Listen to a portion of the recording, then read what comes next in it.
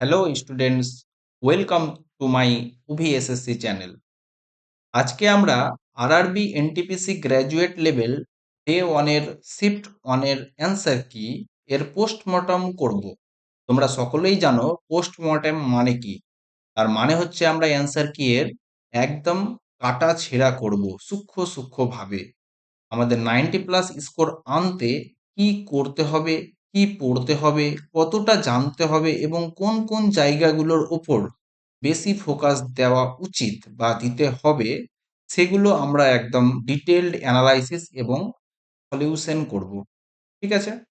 তোমরা অবশ্যই চ্যানেলটিকে সাবস্ক্রাইব করে দিও এবং ভিডিওগুলো ভালো লেগে থাকলে তোমাদের বন্ধুদের সাথে অবশ্যই তা শেয়ার করো।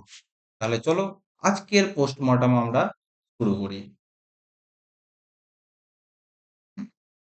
এগিয়ে চলি। 16/3/2026 এই এক্সামটি হয়েছিল, তোমরা সকলেই জানো। আমাদের প্রথম প্রশ্ন হচ্ছে, আচ্ছা এখানে শুধুমাত্র আমরা জিকে বা ম্যাথ বা রিজনিং এর উপর ফোকাস করব না, আমরা প্রতিটা সাবজেক্ট এবং প্রতিটা কোশ্চেনের উপর ফোকাস করব। ঠিক আছে? চলো, আমাদের প্রথম প্রশ্ন হচ্ছে, একটি নৌকা স্রোতের অনুকূলে 36 কিমি যেতে সময় নেই, স্রোতের প্রতিকূলে 24 কিমি যেতেও ততই সময় নেই, অর্থাৎ সময় সমান নেই। স্রোতের গতিবেগ যদি 3 কিমি/আওয়ার হয়, তাহলে স্থির জলে নৌকাটির গতিবেগ কত? বুঝতে পারলা? এটা হয়ে গেল বোট অ্যান্ড স্ট্রিম, নৌকা এবং স্রোত চ্যাপ্টারের সব থেকে ইজিয়েস্ট ম্যাথ। আমি ধরলাম যে একটি নৌকার গতি হয়ে গেল কত, এক্স। তাহলে 36 কিমি যাচ্ছে কোথায়? স্রোতের অনুকূলে। অনুকূলে গেলে আমরা জানি কি, বেগ যোগ হয়ে যায়, সমানই 24 কিমি যাচ্ছে স্রোতের প্রতিকূলে। ব্যাস, এই দুটো সমান করে দাও। 12 দিয়ে কাটলাম 2, 12 দিয়ে কাটলাম 3। 3x - 9 সমান 2x প্লাস 6, তাই তো? বা এক্স সমান কত হলো, 15 কিমি/আওয়ার হয়ে গেল আমাদের বোটের স্পিড। ওকে, এগিয়ে চলি। 86তম সংশোধনী নিম্নোক্ত কোনটির সঙ্গে সম্পর্কিত একটি নতুন মৌলিক কর্তব্যকে সংবিধানের অন্তর্ভুক্ত করেছে? আমরা কি জানি?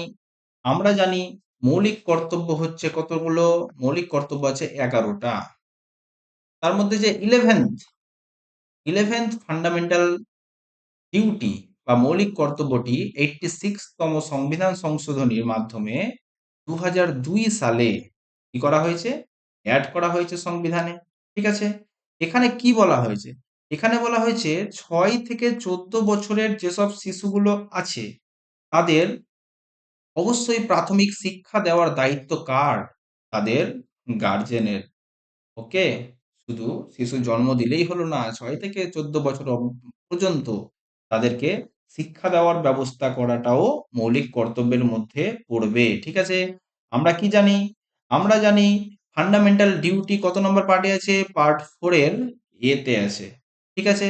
এটি 42তম সংবিধান সংশোধনী 42nd CA 1976 এর মাধ্যমে অ্যাড করা হয়েছে। আর আমরা কি জানি? আমরা এটাও দেখে নেব যে ফান্ডামেন্টাল যে ডিউটি বা মৌলিক কর্তব্য, এটা কোথা থেকে নেওয়া হয়েছে? এটা নেওয়া হয়েছে ইউএসএসআর থেকে নেওয়া হয়েছে। ঠিক আছে? মানে রাশিয়া থেকে নেওয়া হয়েছে। এটা শুধুমাত্র ইন্ডিয়ানদের জন্য মৌলিক কর্তব্য, কিন্তু কোনোভাবেই ফরেনারদের জন্য হবে না। তাহলে বুঝতে পারলাম আমরা 2 নাম্বার যে প্রশ্ন, অর্থাৎ 86তম সংবিধান সংশোধনী মৌলিক কর্তব্য থেকে প্রশ্ন আছে, আমরা মৌলিক কর্তব্যের ব্যাপারে আমরা মোটামুটি অনেক কিছুই জেনে নিলাম সাথে। ঠিক আছে? তোমরা অবশ্যই এগুলো খুব ভালো করে রিভিশন করবে। চলো আমরা এগিয়ে চলি। রাজ্যের পদ্ধতির নির্দেশক নীতিসমূহ মানে কি? মানে হচ্ছে তোমার ডিপিএসপি সম্পর্কিত একটি সংবিধান সংশোধনী বিল সংসদে পাস হওয়ার পর এটিকে আইনে পরিণত করার জন্য পরবর্তী বাধ্যতামূলক সাংবিধানিক পদক্ষেপ কি? দেখো, যে কোনো বিলই সংবিধানে পাস হওয়ার পর সেটা যতক্ষণ না পর্যন্ত কার প্রেসিডেন্টের সম্মতি পাবে বা এগ্রিমেন্ট পাবে, ততক্ষণ পর্যন্ত কিন্তু সেটা আইনে পরিণত হবে না। সুতরাং এটা কি হয়ে গেল? রাষ্ট্রপতির সম্মতি তাকে পেতে হবে। ঠিক আছে? ডিপিএসপি কত নম্বর পার্টে আছে? আমরা জানি ডিপিএসপি পার্ট 4-এ আছে। ওকে? এবং এটা কোথা থেকে নেওয়া হয়েছে? ইট ইজ টেকেন ফ্রম কোথায়? আয়ারল্যান্ড। আয়ারল্যান্ড থেকে নেওয়া হয়েছে। অবশ্যই তোমার ডিপিএসপি কিন্তু কি নন জাস্টিসিয়েবল। হুম, আচ্ছা। কত নম্বর ধারা? 36 থেকে 51 ধারা পর্যন্ত ডিপিএসপি, যেটা হচ্ছে কি সামাজিক কল্যাণের জন্য তোমার সংবিধানের মধ্যে রাখা হয়েছে, যে এগুলো করলে কি হবে, দেশের পক্ষে বা দেশের জনগণের পক্ষে খুব ভালো হবে ইন ফিউচার। ঠিক আছে? ওকে, তাহলে আমরা এগিয়ে চলি আমাদের নেক্সট প্রশ্ন। নেক্সট প্রশ্ন কি বলছে? 2025 সালের ডিসেম্বরে কোন প্রতিষ্ঠানটি internationalization of higher education in India prospects potential and policy recommendation শীর্ষক নীতি প্রতিবেদন প্রকাশ করেছে? দেখো, নীতি আয়োগ। নীতি আয়োগ আমরা জানি 2015 সালের 1 জানুয়ারি 2015 সালে এটা রিপ্লেস করে দিয়েছে কাকে? প্ল্যানিং কমিশনকে। পিএম মোদি এর চেয়ারম্যান হয়। তাহলে আমরা দেখে নিই এটা কি দেখলাম।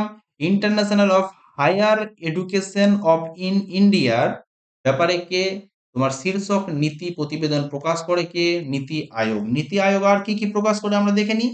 নীতি Aayog S D G India index, India index প্রোটেক্স মানে প্রকাশ করে। ঠিক আছে?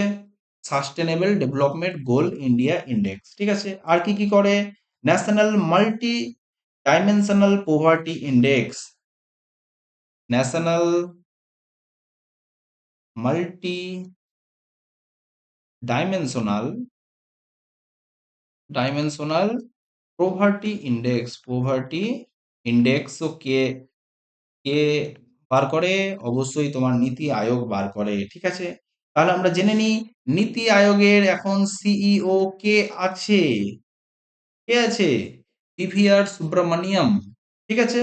কিন্তু এখন তোমার অ্যাডিশনাল চার্জে কে আছে? নিধি ছিব্বর। হুম, ভাইস প্রেসিডেন্ট বা ভাইস চেয়ারম্যান সুমন বেরি। আর চেয়ারম্যান কে বলতো? নীতি আয়োগের চেয়ারম্যান কে?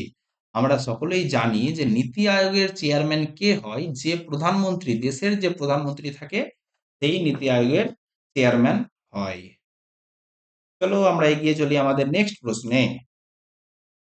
আনুমানিক 2500 খ্রিস্টপূর্বাব্দে কোন হরপ্পা শহরটি তার পোতাঙ্গন বা ডকইয়ার্ড, যা বাণিজ্যের জন্য উন্নত স্থাপত্য পরিকল্পনাকে নির্দেশ করে, তার জন্য পরিচিত? আমরা জানি যে হরপ্পা সভ্যতার মধ্যে ডকইয়ার্ড কোথায় আছে? সেটা হচ্ছে তোমার লুথাল। কোথায়? লুথালে। লুথালেই তোমার বন্দর, বন্দর বা ডকইয়ার্ড কোথায় আছে? অবশ্যই তোমার লোথালে আছে। হ্যাঁ, তাহলে আমরা আশেপাশে জেনে নিই কি আছে। কালীবঙ্গান। কালীবঙ্গান কোথায় আছে? কালীবঙ্গান আছে রাজস্থানে। এখানে কি পাওয়া যায়? এখানে তোমার চাষের জমি পাওয়া যায়। চাষের জমির উল্লেখ প্রথম পাওয়া যায় কোথায়? অবশ্যই তোমার রাজস্থানে। মহেঞ্জোদারো। মহেঞ্জোদারো কোথায় আছে? ইন পাকিস্তান। ঠিক আছে? এখানে কি পাওয়া যায়? এখানে আমরা জানি বৃহৎ স্নানাগার পাওয়া যায়। ওকে, নেক্সট ধোলাভিরা। ধোলাভিরা কোথায় আছে? ধোলাভিরা আছে কোথায়? গুজরাটে। হুম, মহেঞ্জোদারো শব্দের অর্থ কি এবং হরপ্পা শব্দের অর্থ কি আমরা এটাও সাথে সাথে জেনে নেব। ঠিক আছে? হরপ্পা, হরপ্পা শব্দের অর্থ হচ্ছে পশুপতির খাদ্য। তোমরা অবশ্যই এগুলো সাথে সাথে নোট করে নাও। পশুপতির খাদ্য। এবং মহেঞ্জোদারো, মহেঞ্জোদারো শব্দের অর্থ কি? এই যে মহেঞ্জোদারো শব্দের অর্থ এখানে লিখে দিলাম, মৃতের স্তূপ। প্রশ্ন হচ্ছে যে সবাই বলে এনটিপিসির জিকে এত কঠিন পড়ে যে সেগুলোর কোনো সন্ধান পাওয়া যায় না, কোথা থেকে দেয়? আজকে আমরা দেখতে পাচ্ছি স্পষ্ট ইতিহাসের হরপ্পা সভ্যতা থেকে এই প্রশ্নটা দিয়েছে। ওপরের প্রশ্নটা তো নীতি আয়োগ থেকে দিয়েছে, তার উপরে প্রশ্নটা পলিটি থেকে দিয়েছে। আর তার উপরে প্রশ্নটাও কিন্তু পলিটি থেকে ইজি প্রশ্ন দিয়েছে, ঠিক আছে? ওকে, আমরা তারপরে দেখে নিই আমাদের কি আছে, রিজনিং। ক্রমটিতে দেখো কতগুলো সংখ্যা আছে, 1 2 3 4 5। ক্রমটিতে বৃহত্তম সংখ্যার তৃতীয় অঙ্কটির সঙ্গে ক্ষুদ্রতম সংখ্যার তৃতীয় অঙ্কটি গুণ করলে ফলাফল কি হবে? বৃহত্তম সংখ্যার তৃতীয় অঙ্ক, বৃহত্তম কোনটা? অবশ্যই 748। এর তৃতীয় সংখ্যা কত, অঙ্ক কত, 8। এর সাথে গুণ করতে হবে ক্ষুদ্রতম সংখ্যার তৃতীয় অঙ্ক, ক্ষুদ্রতম সংখ্যা কত দেখে নাও, 351 1 কে গুণ করে দাও 8। দেখো তো কত ইজিয়েস্ট রিজনিং। হুম। নেক্সট, একটি পরীক্ষায় গিরিশের প্রাপ্ত নাম্বার 572, যা হলো পূর্ণমানের 28% এর থেকে 30 নম্বর কম। একই পরীক্ষায় তার বন্ধুর প্রাপ্ত নম্বর 473, তার বন্ধু কত নাম্বার পেয়েছে? কি বুঝলাম? পূর্ণমানের 28% এর থেকে 30 কম হচ্ছে 572, তা আমি পূর্ণমান পেয়ে যাবো এখানে x ইন্টু 28/100 সমান 572, আর 30 কত হলো 602। হুম।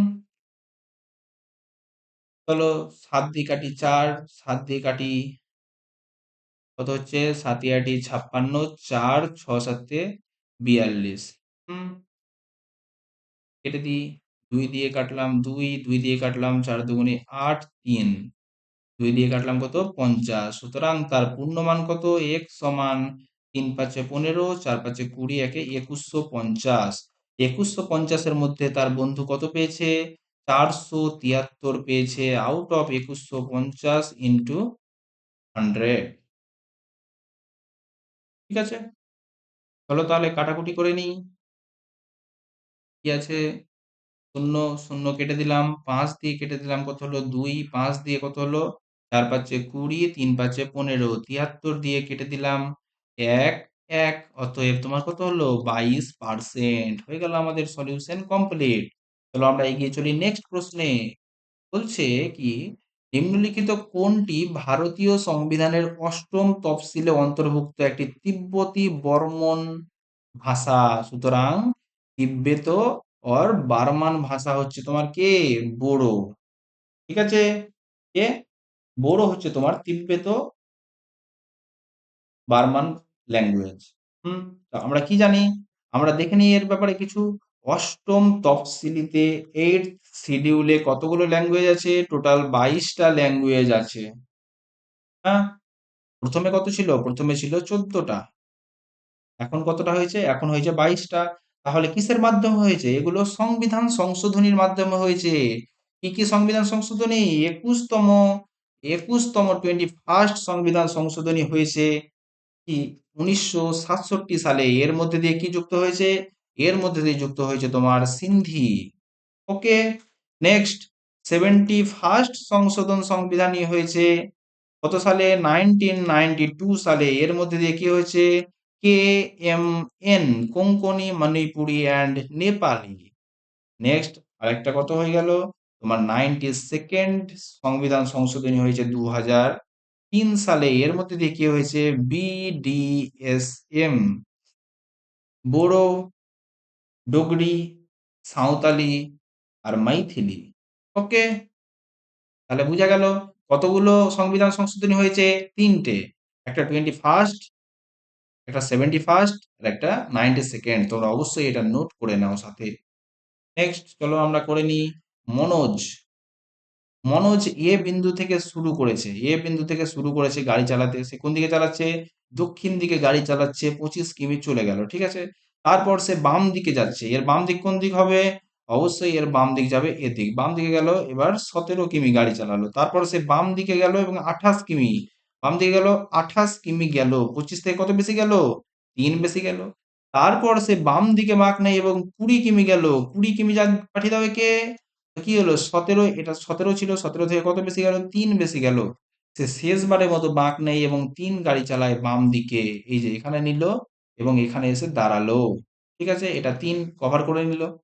ঠিক আছে, পি বিন্দুতে থামে। আবার এ বিন্দুতে পৌঁছানোর জন্য তাকে কত দূরে এবং কোন দিকে গাড়ি চালাতে হবে, অবশ্যই তাকে এই দিকে গাড়ি চালাতে হবে, অর্থাৎ পূর্ব দিকে গাড়ি চালাতে হবে। 3 কিমি গাড়ি চালাতে হবে। হয়ে গেল আমাদের সলিউশন কমপ্লিট। এগিয়ে চলি আমরা নেক্সট প্রশ্নে। একাইনোডার্মাটা ইকিনোডার্মা লেখা আছে, এটা একাইনোডার্মাটা বা স্টার ফিশ এর সংবহন তন্ত্রের প্রধান কাজ কি? একাইনোডার্মাটা বা স্টার ফিশ এর সংবহন তন্ত্রের প্রধান কাজ কি হচ্ছে? তোমার চলন এবং খাদ্য গ্রহণ করা। ঠিক আছে, তোমরা এখানে মনে রাখো স্টার ফিশের কোন পর্বের অন্তর্গত? স্টার ফিশ অবশ্যই তোমার একাইনোডার্মাটার অন্তর্গত, যে তার সংবহন তন্ত্রের মাধ্যমে কি করে? চলন করে এবং খাদ্য গ্রহণ করে। চলো আমরা এগিয়ে চলি নেক্সট প্রশ্নে। আচ্ছা, বাম দিক থেকে ডান দিকে দেখা যাচ্ছে এমন কতগুলি সংখ্যা আছে যার প্রতিটির ঠিক আগে একটি চিহ্ন এবং ঠিক পরেও একটি চিহ্ন আছে? মানে আমি একটা দেখবো নাম্বার, সিম্বল আর নাম্বার। ঠিক বললাম? না। এমন কতগুলি সংখ্যা আছে, না সরি, এমন কতগুলি সংখ্যা আছে যার ঠিক আগে একটি চিহ্ন আছে এবং ঠিক পরেও চিহ্ন আছে? আমি এই ফরম্যাটটা খোঁজার চেষ্টা করব। ঠিক আছে, যার দুদিকে হবে সিম্বল আর মাঝখানে হবে নাম্বার। এই যে একটা পেয়ে গেলাম। ওকে, তারপরে দেখো তো, দুটা সিম্বল, দুটো সিম্বল, দুটো সিম্বল, নাই আর নাই, তাহলে আমার হয়ে গেল একটাই, অনলি ওয়ান। ঠিক আছে, নেক্সট।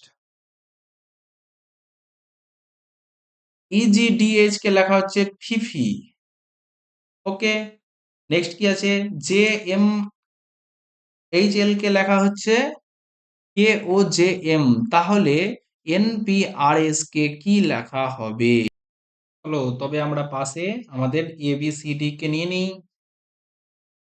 ই হচ্ছে তোমার ই থেকে এফ, ই থেকে এফ প্লাস ওয়ান, জি থেকে আই প্লাস টু, ডি থেকে F plus two, and H থেকে আই প্লাস ওয়ান। বুঝতে পারলে কেমন যাচ্ছে? এই জে থেকে কে কি হলো? Plus one. তারপরে এম থেকে O plus two. Next H থেকে জে প্লাস টু, আর এল থেকে M plus one, plus one plus two plus two plus one. N থেকে প্লাস ওয়ান করবো, এন থেকে প্লাস ওয়ান ও, কে সবগুলোতে ও আছে। নেক্সট কি হচ্ছে? পি থেকে প্লাস টু করো, আর ও আর। ঠিক আছে, নেক্সট আর থেকে প্লাস টু করো তো, টু টি। দেখো তো আমার হয়ে গেল এটা প্রশ্নের উত্তর। ঠিক আছে, এগিয়ে চলি আমাদের নেক্সট প্রশ্নে। একটা সংখ্যা আছে, প্রতিটি অঙ্ককে বাম দিক থেকে ডান দিকে ঊর্ধ্বক্রমে সাজালে মূল সংখ্যার তুলনায় নতুন সংখ্যায় কতগুলি অঙ্কের অবস্থান অপরিবর্তিত থাকবে? ওকে, চলো করে নিই। আগে লিখে নিই সংখ্যাটা, 1 5 7 6 2 3 4 9। এখানে তো 1 2 3 4 5 6 7 9, 1 আনচেঞ্জড, 9 অপরিবর্তিত, কিন্তু বাকি সব দেখো তোমার পরিবর্তন হয়ে গেছে, আর কেউ একই জায়গায় নেই, তার দুইটি অবস্থান অপরিবর্তিত থাকবে। ঠিক আছে, চলো আমরা নেক্সট দেখে নিই। এবিসিডি একটি বিল্ডিং এ 6টি ভিন্ন ফ্লোরে বাস করে। 1 2 3 4 5 6টা ফ্লোর। ঠিক আছে, বিল্ডিং এর সবচেয়ে নিচের ফ্লোরটিকে 1 নম্বর ফ্লোর, এটাকে 6 নম্বর ফ্লোর নাম দিয়ে দাও, 1 2 3 4 করে। সি এর নিচে মাত্র দুইজন বাস করে, সুতরাং সি তোমার 3 নম্বরে থাকবে, এর নিচে মাত্র দুইজন। বি এবং সি এর মাঝে মাত্র দুইজন থাকবে, বি এবং সি এর মাঝে মাত্র দুইজন। ওকে, এ বাস করে ই এর ওপরে কিন্তু সি এর নিচে, অর্থাৎ এ বাস করে সি এর নিচে কিন্তু ই এর ওপরে। বুঝা গেল? এফ আবার ডি এর ওপরে বাস করে না।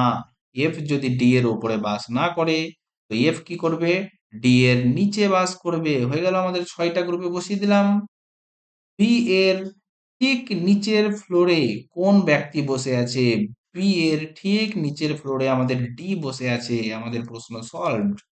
ঠিক আছে, চলো আমরা এগিয়ে চলি। কত হচ্ছে? রুট কিউব 6859 বাই √4 কত হয়ে গেল? 256। আচ্ছা, রুট কিউব 6859। 6859 কার কিউব তুমি কি জানো? এটা হচ্ছে 19-এর কিউব। হুম, ১৬ এর স্কোয়ার ২৫৬ তাহলে 4 টু দি পাওয়ার 4 কত হয়ে গেল ২৫৬ ইন্টু 2/57 ইন্টু 168 বোঝা গেল। যেহেতু 19-এর কিউব ছিল, মাথায় রুট ছিল, তো আমি সেটাকে উড়িয়ে দিলাম কিউব রুট আর কিউবকে। ঠিক আছে? হ্যাঁ, তাহলে চলো আমরা এবার কাটাকুটি করে নিই। 3 × 19 = 57, 2। ঠিক আছে? নেক্সট 3 দিয়ে কেটে দাও, 3×5 = 15, 1 3 6 18, 28×2 = 56 হয়ে গেল আমাদের প্রশ্নের অ্যান্সার। চলো আমরা এগিয়ে চলি আমাদের নেক্সট প্রশ্নে। কত হচ্ছে? 6 3 14, 14 8 27, তাহলে এদের মধ্যে কোনটা তোমার সঠিক হবে? এবার আমাদের প্রথম কাজ হচ্ছে কি প্যাটার্ন খুঁজে পাওয়া। কি প্যাটার্নে এটা কাজ করেছে। তো আমরা প্রথমে ট্রাই করি ৩ ৬ 18, 18 থেকে ৪ বাদ। কিন্তু এখানে তো অনেক হয়ে যাচ্ছে গুণ, তো এই প্যাটার্ন হচ্ছে না। নেক্সট প্যাটার্ন কি দেখি, চেষ্টা করি। ৬ আর ৩ এ কত হলো? ৯। ৯ আর ৫ এ ১৪। ৬ ৩ ৯, ৯ আর ৫ এ ১৪। ঠিক আছে? হয়ে গেল। এখানে দেখি ৮ আর ১৪ তে ২২, ২২ আর ৫ এ ২৭। এই তো আমাদের প্যাটার্ন ফলো হয়ে গেছে। ৬ ১৫ তে ২১ বাদ, এটা তো অনেক দূরকার সম্পর্ক, এটাও তো অনেক দূরকার সম্পর্ক। এখানে ১৯ আর ১২ তে ৩১ আর ৫ এ ৩৬ হয়ে গেল আমাদের কমপ্লিট। এগিয়ে চলি আমরা নেক্সট প্রশ্নে। ব্যাংকিং নীতি সংশোধনী আইন ২০২৫ অনুযায়ী একটি ব্যাংক সাবস্ট্যান্সিয়াল ইন্টারেস্ট এর সীমা ৫ লক্ষ থেকে সংশোধন করে কত পরিমাণ নির্ধারণ করে দিয়েছে? হুম, কত করেছে? ৫ লক্ষ থেকে বাড়িয়ে সেটাকে ২ কোটি করে দেওয়া হয়েছে। সাবস্ট্যান্সিয়াল ইন্টারেস্ট ব্যাংক নীতি সংশোধন অনুসারে কি হয়েছে তোমার ৫ লক্ষ থেকে বাড়িয়ে কত করে দেওয়া হয়েছে? ২ কোটি করে দেওয়া হয়েছে। আর কি কি চেঞ্জ করা হয়েছে? আর কি কিছু চেঞ্জ করা হয়েছে? অবশ্যই হয়েছে, কোঅপারেটিভ ব্যাংক রিফর্ম করা হয়েছে। কি করা হয়েছে? এই যে ব্যাংক নীতি অনুসারে কোঅপারেটিভ কোঅপারেটিভ ব্যাংক রিফর্ম করা হয়েছে, ব্যাংক রিফর্ম। আর ব্যাংকের যে ডিরেক্টর থাকবে তার টেনিওর, টেনিওর মানে কি? টেনিওর মানে সে কতদিন চাকরি করবে সেটা ৮ বছর থেকে ১০ বছর করে দেওয়া হয়েছে, বাড়িয়ে দেওয়া হয়েছে। ব্যাংকের ডিরেক্টরের টেনিওরটা বাড়িয়ে দেওয়া হয়েছে ৮ থেকে ১০ বছর। আর কি বাড়ানো হয়েছে? সাবস্টেন্সিয়াল ইন্টারেস্টটা ৫ লক্ষ থেকে ২ কোটি করে দেওয়া হয়েছে। ওকে, চলো আমরা নেক্সট এগিয়ে চলি। ২০২৫-২৬ কেন্দ্রীয় বাজেটে বীমা খাতে এফডিআই সীমা কত থেকে বাড়িয়ে কত করা হয়েছে? 74% থেকে বাড়িয়ে 100% করে দেওয়া হয়েছে এফডিআই সীমা। কোথায়? কেন্দ্রীয় বাজেটে। তো এটা হয়ে গেল তোমার ২৫-২৬ বাজেট থেকে প্রশ্ন করা হয়েছে। হুম, এটা কারেন্ট অ্যাফেয়ার্স এর মধ্যে পড়লো। আমরা নেক্সট প্রশ্ন হচ্ছে, একটি সাংকেতিক ভাষায় বেলিকে লেখা হচ্ছে ৬৩১৫, এভিলকে লেখা হচ্ছে এটা। তো ভি এর সংকেত কি হবে? দেখো এখানে ভি নেই, সুতরাং অপশনে এমন একটা সংখ্যা থাকবে যেটা এখানে থাকবে না। দেখো ৩ আছে, তো ৩ হবে না। ৬ হবে না। ঠিক আছে? নেক্সট কে কে থাকছে? তোমার ৯ আর ৭, এই দুটোই হতে পারে। তো এবার আমি দুটোকে কি করব? কম্পেয়ার করব। ঠিক আছে? এখানে দেখো তো তোমার ভি আছে, কিন্তু এখানে ৭ এর কোনো গল্প নেই। তো এখানে কি হয়ে গেল? আমার ৯ হয়ে গেল অ্যান্সার। ঠিক আছে? চলো এগিয়ে চলি। এক্স ওয়াই জেড ৩ বন্ধু এত অনুপাতে অর্থরাশি বিনিয়োগ করেছে। ব্যবসা শুরুর ৬ মাস পর এক্স তার মূলধনের অর্ধেক তুলে নেয়। যদি জেড এর বিনিয়োগ করা অর্থরাশির পরিমাণ এত হয়, তবে মোট বার্ষিক লাভ এত হয়, তবে এক্স এবং ওয়াই এর লাভের পার্থক্য কত হবে? ঠিক আছে, ৩ বন্ধু, এক্স আছে, ওয়াই আছে আর জেড আছে। এক্স ৪ টাকা লাগিয়েছে, ওয়াই ২ টাকা লাগিয়েছে আর এই ৫ টাকা লাগিয়েছে। ঠিক আছে?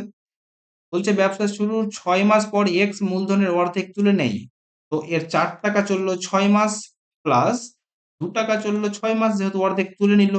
হুম, জেড এর ২ টাকাই চললো ১২ মাস, আর মানে ওয়াই এর আর জেড এর কি হলো?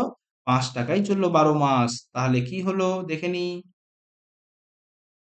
4 × 6 = 24, 24 আর 12 তে কত হলো 36, এর 12 দুগুণে 24 আর এর 5 বারাং 60। আমরা অনুপাত করে নিই,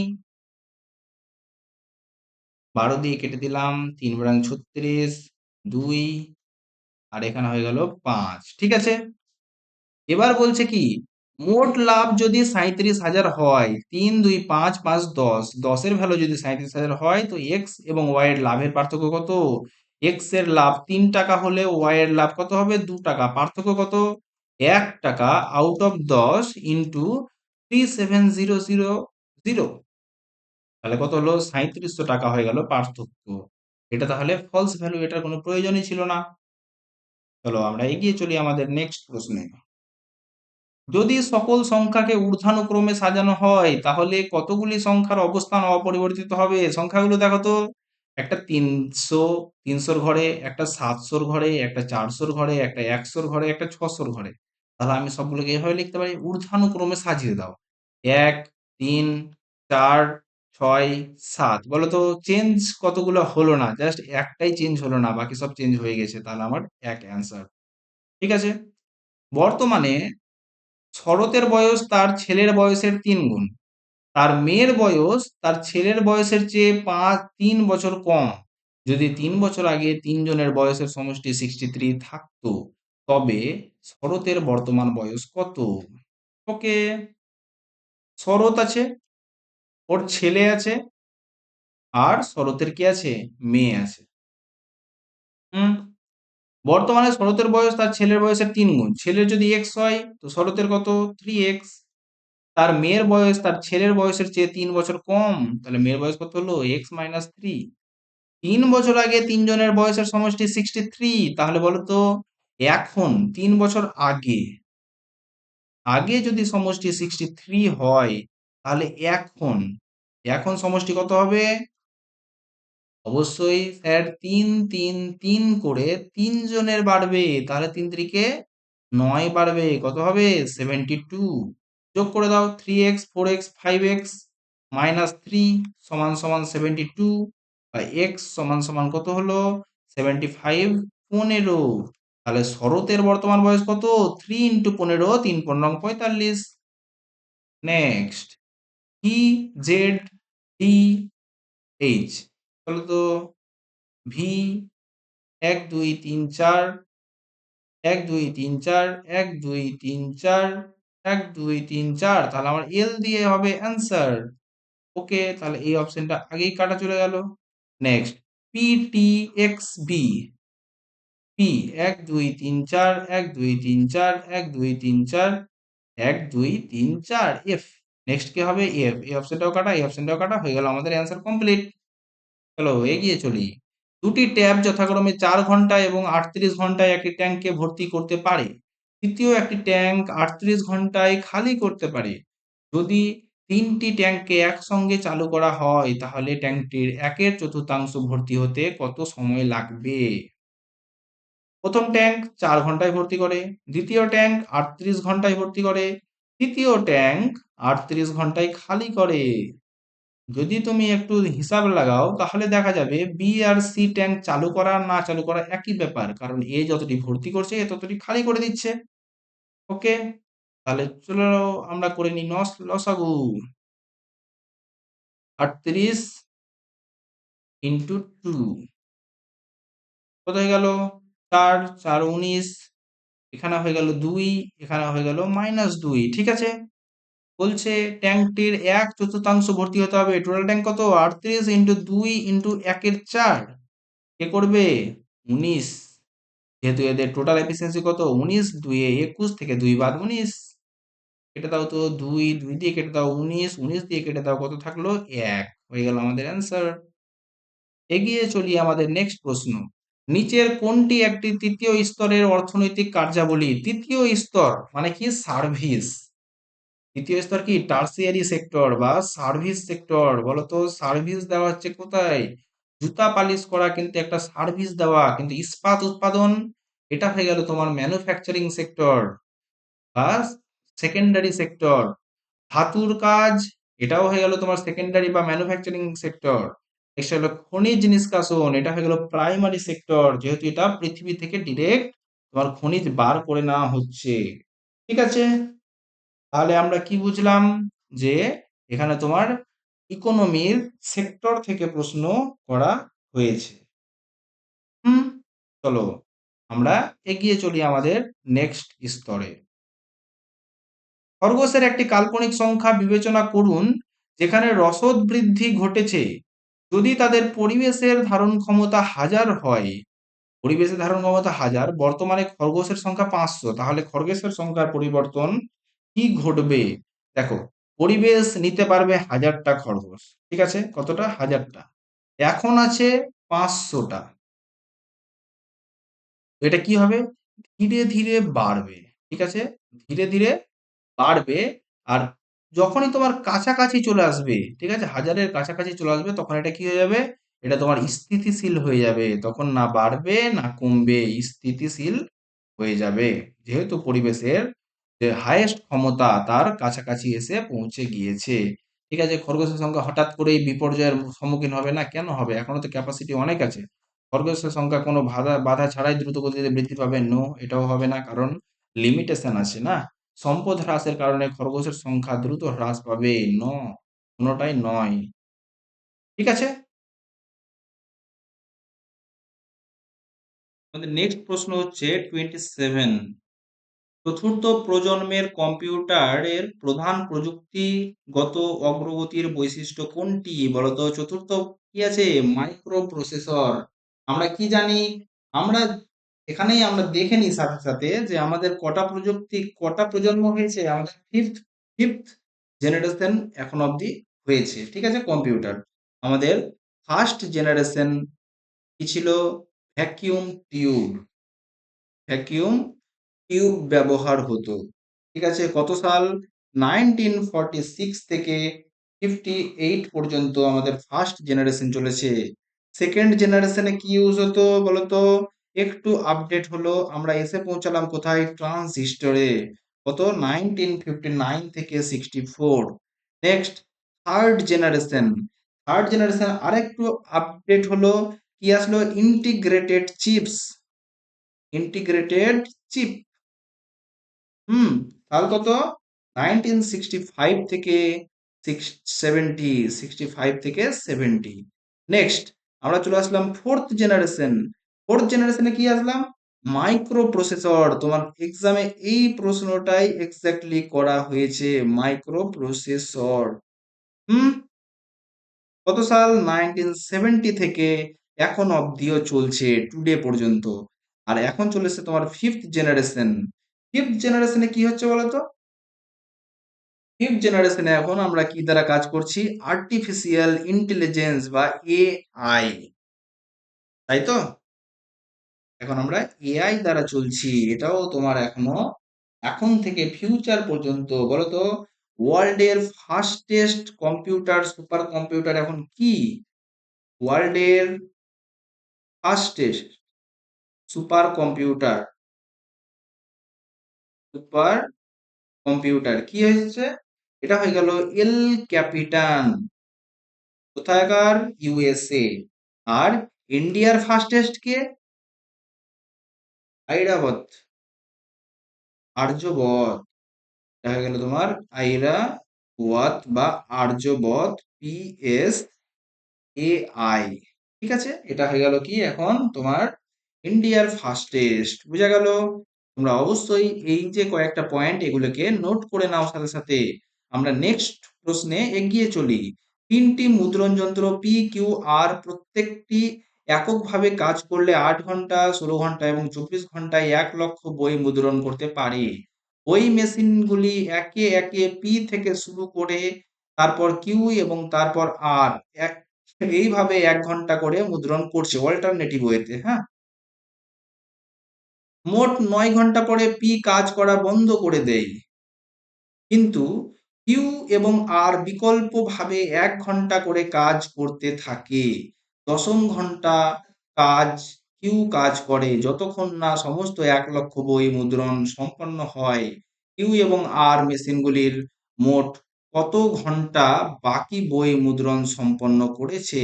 এত বড় প্রশ্ন, কিন্তু তোমার উত্তর আবার হবে অনেক ছোট্ট। চলো তাহলে আমরা করে নিই। কি হচ্ছে? পি পি কাজ করছে 8 ঘন্টায়, কিউ কাজ করছে 16 ঘন্টায়, আর কাজ করছে 24 ঘন্টায়। ওকে, চলো এলসিএম করে নাও তো।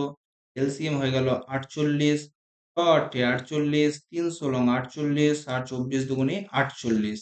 তাহলে বলো তো, এরা যদি অল্টারনেটিভ কাজ করে তাহলে 3 ঘন্টায় টোটাল কাজ কত হচ্ছে? 6 আর 5 = 11 কাজ হচ্ছে। 9 ঘন্টা পরে পি কাজ ছেড়ে দেয়, তাহলে 9 ঘন্টায় কত কাজ হবে? 33 কাজ হবে। বাকি কাজ কত? বাকি কাজ হয়ে গেল তোমার 15। 15 ইউনিট কাজ কে করবে? 15 ইউনিট কাজ কিউ এবং আর করবে। শুরু কে করবে? কিউ শুরু করছে। তাহলে কিউ আর আর এর এফিসিয়েন্সি কত? এরা 2 ঘন্টায় কাজ করে 5, তাহলে 15 কাজ করতে হবে ইন্টু 3। সময় কত লাগবে? ইন্টু 3, মানে 6 দিন আর সময় লাগবে। হয়ে গেল আমাদের প্রশ্নের অ্যান্সার। দেখলা, প্রশ্ন হচ্ছে কত বড়, কিন্তু অ্যান্সার হচ্ছে অল্পটুকু। চলো নেক্সট। বার্ষিক কত সরল সুদের হারে একটি নির্দিষ্ট অর্থরাশি 16 বছরে সুদে আসলে নিজের দ্বিগুণ হবে? সরল সুদের হারে 1 টাকা 2 টাকা হবে। 1 টাকা 2 টাকা হওয়া মানে সুদ কত টাকা হওয়া বলো তো? 1 টাকার উপরে সুদ হচ্ছে তোমার 1 টাকা। হুম, 1 টাকার উপরে সুদ হচ্ছে 1 টাকা। কত বছরে? 16 বছরে। তাহলে কি চেয়েছে? সুদের হার কত? আমরা আর আর ইজ ইকুয়াল টু 100 × I/PT আমরা জানি। 100 ইন্টু সুদ কত? 1 টাকা। পি কত? 1 টাকা। আর টি কত? 16 বছরে। তাহলে চলো করে নাও, কেটে দাও তো। 25 এখানে কেটে দাও।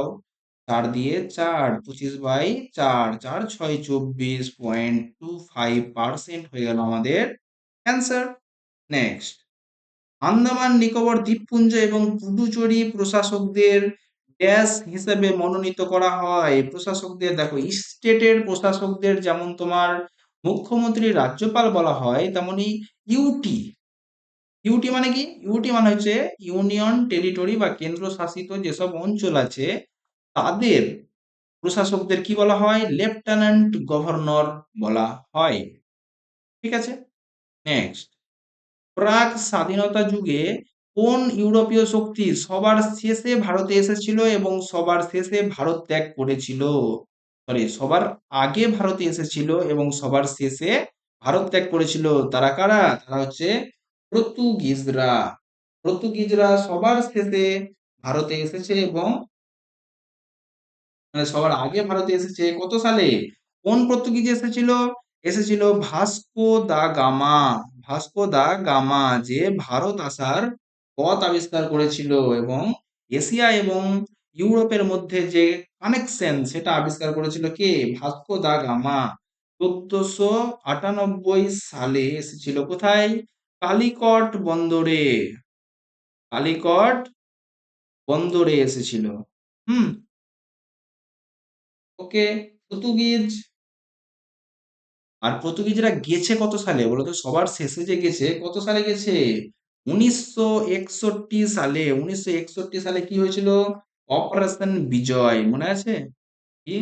অপারেশন বিজয় করা হয়েছিল। কেন? গোয়া, দমন অ্যান্ড দিউ। গোয়া, দমন অ্যান্ড দিউ থেকে এই যে পর্তুগিজদের ভাগানোর জন্য কি করা হয়েছিল? অপারেশন বিজয় করানো হয়েছিল।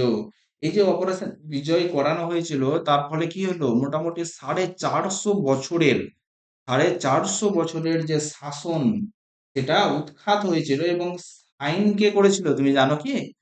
সাইন করেছিল তোমার Manuel Manuel Antonio Silva. Antonio Silva operation Vijay অবশ্যই তোমার জয় লাভ করেছিল। ওকে, যার ফলস্বরূপ পর্তুগিজরা তোমার 1961 সালে অপারেশন বিজয় করার মাধ্যমে গোয়া, দমন অ্যান্ড দিউ ছেড়ে 450 বছরের শাসন ছেড়ে পালিয়েছিল। ঠিক আছে, নেক্সট। 60 কিমি/আওয়ার গতিতে চলা একটি ট্রেন এত কিমি গতিতে বিপরীত অভিমুখ থেকে চলা একটি ট্রেনকে 30 সেকেন্ডে অতিক্রম করে। উভয় ট্রেনের সম্মিলিত দৈর্ঘ্য কত? আমরা কি জানি? যেহেতু বিপরীত দিকে থেকে আসছে তো স্পিড কি হয়ে যাবে? যোগ হয়ে যাবে। করে দাও যোগ। 4 আর 6 আর 8 এ 14। এত কিমি/আওয়ারকে আমি কি করব? মিটার/সেকেন্ডে করব। তাই জন্য 5/18 দিয়ে গুণ এবং 30 সেকেন্ডে যতটি যাবে এটাই তার সম্মিলিত ডিস্টেন্স। ওকে, করো কাটাকুটি। 18 দিয়ে, হ্যাঁ, 6 দিয়ে কাটো। 6 দিয়ে 3, 6 18, 6 দিয়ে হয়ে গেল 5 6 30। 3 দিয়ে কেটে দাও তো। 3 দিয়ে 3 4 12, এখানে নেমে গেল 2, 3 8 24। 48 ইন্টু 5 ইন্টু 5, তাহলে কত হলো তোমার? 1200 অ্যান্সার। ঠিক আছে, ওকে। চলো আমরা এগিয়ে চলি। দেখো এই প্রশ্নগুলো তো আমাদের মুখে মুখে সলভ হয়ে যাবে। এস কিভাবে পি এর সাথে সম্পর্কিত? এই যে পি, পি এর আগে কি আছে? প্লাস। প্লাস মানে এ হলো বি এর মা, সুতরাং পি এর মা হয়ে গেল ভি। ঠিক আছে, নেক্সট গুণ। গুণ মানে কি? বোন, সুতরাং এর মায়ের বোন হলো, ঠিক আছে, টি। তারপর হচ্ছে ভাগ। মায়ের বোনের বাবা, মায়ের বোনের বাবা কে? অবশ্যই মায়ের বাবা। তারপরে হয়ে গেল মাইনাস মানে স্ত্রী, তো মায়ের বাবার বউ মানে কি? মায়ের মা। ঠিক আছে, ওকে। নেক্সট 18 16 24 এর তৃতীয় সমানুপাতিক কত? 16 24 এর তৃতীয় সমানুপাতিক ধরলাম এক্স, তাহলে আমরা কি জানি? 16 ইন্টু এক্স সমান সমান 24 এর স্কোয়ার। চলো কাটাকুটি করো। 8 দিয়ে 2, 8 দিয়ে 3, 2 দিয়ে কত? 12, তাহলে এক্স সমান কত হয়ে গেল? 36। ঠিক আছে, next P Q R S T U V 1 2 3 4 5 6 7 জন প্রত্যেকে একটি সপ্তাহের পৃথক দিনে পরীক্ষা দেয়, যা সপ্তাহটির সোমবার থেকে শুরু হয়। কি বার থেকে শুরু হয়? সোমবার। আর শেষ হয় কোথায়? রবিবার। হুম, আচ্ছা, তো 1 2 3 4 5 6 7, ঠিক আছে। ভি এবং টি এর মাঝে কেবল 5 জন পরীক্ষা দেয়, ঠিক আছে। এবং আর এবং টি এর মাঝে কেবল 2 জন পরীক্ষা দেয়। কিউ পরীক্ষা দেয় আর এর ঠিক পরে, এস পরীক্ষা দেয় পি এর ঠিক আগে কিন্তু টি এর ঠিক পরে। দেখো টি এর ঠিক পরে কেউ পরীক্ষা দিচ্ছে, সুতরাং টি তো শেষ দিনে পরীক্ষা দিচ্ছে না, এটা শিওর। তাহলে টি আর ভি এর মাঝে 5 জন, 1 2 3 4 5। ওকে, নেক্সট আর এবং টি এর মাঝে কেবল 2 জন পরীক্ষা দেয়, তাহলে 2 জনকে বসিয়ে আর কে বসিয়ে দাও।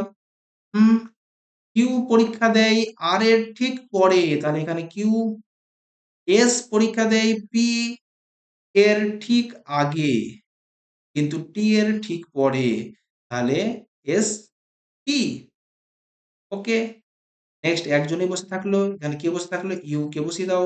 পি এবং ইউ এর মাঝে কতজন পরীক্ষা দেয়? পি এবং ইউ এর মাঝে মাত্র 2 জন পরীক্ষা দেয়। হয়ে গেল আমাদের প্রশ্নের অ্যান্সার সলভড। নেক্সট 2025 সালের 16 অক্টোবর নতুন দিল্লিতে অনুষ্ঠিত Bharat Mercosur preferential trade agreement আলোচনার মূল উদ্দেশ্য কি ছিল? ঠিক আছে, শিক্ষা ব্যবস্থা মনোন্নয়ন, বাণিজ্য এবং বিনিয়োগের প্রসার, একটি সাধারণ মুদ্রা ব্যবস্থা, আর প্রতিরক্ষা নীতির সমন্বয় সাধন। দেখতে পাচ্ছ, দেখো প্রশ্নেই উত্তর লুকিয়ে রয়েছে। নতুন দিল্লিতে হয়েছে কি? Bharat Mercosur preferential trade agreement. এই যে দেখো তো এখানে কি লেখা আছে? Trade agreement. ট্রেড এগ্রিমেন্ট মানে কি? ব্যবসা এগ্রিমেন্ট। তাহলে তোমার বাণিজ্য এবং বিনিয়োগের প্রসার সম্পর্কিত বিষয় সম্পর্কেই ট্রেড এগ্রিমেন্ট হয়েছে। এটা হয়ে গেল তোমাদের সলভড বাই অপশন এলিমিনেশন। ঠিক আছে, নেক্সট আলাউদ্দিন খিলজির শাসনকালে নিম্নলিখিত কোন প্রশাসনিক ব্যবস্থাটি চালু হয়? ইকতা ব্যবস্থা। ইকতা ব্যবস্থা কার সময় চালু হয়? ইলতুৎমিশ। ইলতুৎমিশ, ঠিক আছে। দিওয়ানি আর্জ, দিওয়ানি আর্জ কে করেছিল বলো তো? তোমরা কি জানো এর অ্যান্সারটা? দিওয়ানি আর্জ কে করেছিল? তোমার বলবন। কোন বলবন? গিয়াসউদ্দিন বলবন। গিয়াসউদ্দিন বলবন। ওকে, নেক্সট মানব সাবদারি কে করেছিল? আকবর। আর বাজার মূল্য এবং রেশন নিয়ন্ত্রণ কে করেছিল? আলাউদ্দিন খিলজি। ঠিক আছে, তো আলাউদ্দিন খিলজির ব্যাপারে একটু জেনে নিই। আলাউদ্দিন খিলজি, আলাউদ্দিন খিলজি, আলাউদ্দিন খিলজি কে ছিল? আলাউদ্দিন খিলজির আসল নাম ছিল কে? তোমার আলী গুরসেফ, আলী গুরসেফ। ঠিক আছে। ইনি তোমার সিকান্দার ই সানি উপাধি নিয়েছিল। কি নিয়েছিল? সিকান্দার ই সানি উপাধি নিয়েছিল কে? আলাউদ্দিন খিলজি। তারপরে সেকেন্ড আলেকজান্ডার উপাধি নিয়েছিল, সেকেন্ড আলেকজান্ডার। হুম। আর আলাউদ্দিন খলজির তোমার কোর্ট পয়েট কে ছিল? এর মানে কোর্ট পয়েট, তার কথার মানে হচ্ছে তোমার এর কবি, এর কবি কে ছিল? হুম। কবি ছিল, সভা কবি ছিল কে? আমির খুসরু। আমির খুসরুকে তোমরা সবাই চেনো। আমির খসরু, যিনি কিনা হচ্ছেন ভারতের তোতা পাখি। আমির খসরু কি? আমির খসরু হচ্ছে ভারতের তোতা পাখি। আর এই কি লিখেছিল? এই বই লিখেছিল তোমার তুগলক নামা, তুগলক নামা লিখেছিল। ঠিক আছে। আচ্ছা, দাগ ও হুলিয়া প্রথা, আলাই দরওয়াজা কে বানিয়েছিল? এই আলাউদ্দিন খুলজি বানিয়েছিল। ঠিক আছে, লিখে নাও তোমরা। দাগ ও হুলিয়া প্রথা, তারপরে আলাই দরওয়াজা, আলাই দরওয়াজা কে বানিয়েছিল?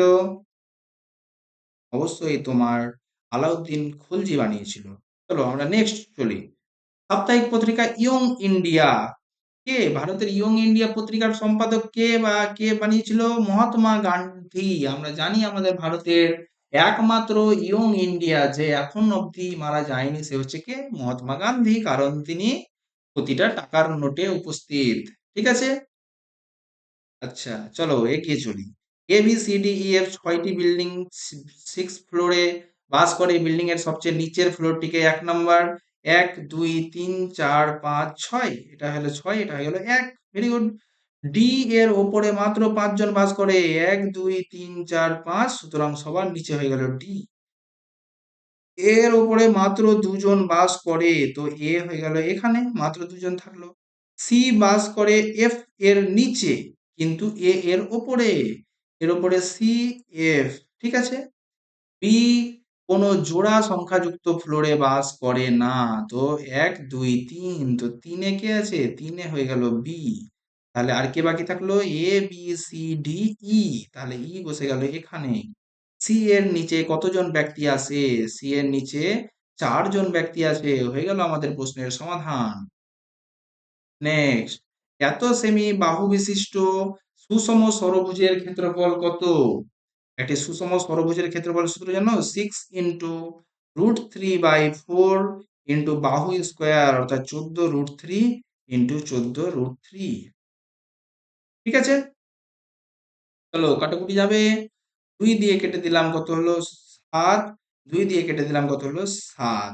অর্থাৎ 7 এর সাথে 49 ইন্টু √3, আর √3 তো হলো 3, 3 6 18। ওকে। 9 18 কত? 162 এর 2 হাতে থাকে 16, 18 4 18 72, 72 76। ঠিক আছে, কত হলো? 88। তো এত হয়ে গেল তোমার অ্যান্সার। ঠিক আছে, ক্ষেত্রফল হয়ে গেল। আমরা জানি √3/4 a স্কোয়ার হচ্ছে একটা সমবাহু ত্রিভুজের ক্ষেত্রফল। 6টা সমবাহু ত্রিভুজ মিলিয়ে তোমার একটা ষড়ভুজ তৈরি হয়। ঠিক আছে। নেক্সট, এই 8 অঙ্ক বিশিষ্ট সংখ্যাটিতে এর সর্বোচ্চ মান কত হলে সংখ্যাটি 4 দ্বারা বিভাজ্য যাবে? দেখো, যে কোনো সংখ্যা 4 দ্বারা বিভাজ্য যাওয়ার নিয়ম কি? A b x y z dot dot dot dot dot করে আমি যদি শেষ দুটো সংখ্যা 0 আর 4 লিখে দিই, বা 4-এর কোনো গুণিতক লিখে দিই, তো সংখ্যাটা তোমার 4 দিয়ে বিভাজ্য যাবে। সুতরাং শেষ দুইটি সংখ্যা 4 দ্বারা বিভাজ্য গেলেই সংখ্যাটি 4 দ্বারা বিভাজ্য যাবে। এখানে দেখে নি শেষ দুটো কত আছে? 0 8, 4 দ্বারা ভাগ যায়, সুতরাং পুরো সংখ্যাটাই 4 দ্বারা ভাগ যাবে। এর মানের ওপর কিছু ডিপেন্ড করে না, কিন্তু বলছে এর সর্বোচ্চ মান কত হবে? এর সর্বোচ্চ মান সব থেকে বড় মান অবশ্যই 9, কারণ 1 থেকে 9 অবধি, 0 থেকে 9 অবধি সর্বোচ্চ মান কত? সব থেকে বড় মান হচ্ছে 9, তাই জন্য এখানে 9 অ্যান্সার। ঠিক আছে। নেক্সট, y - 12 সমান 4√5, তো √y-3/1/√y-3 এর ভ্যালু কত?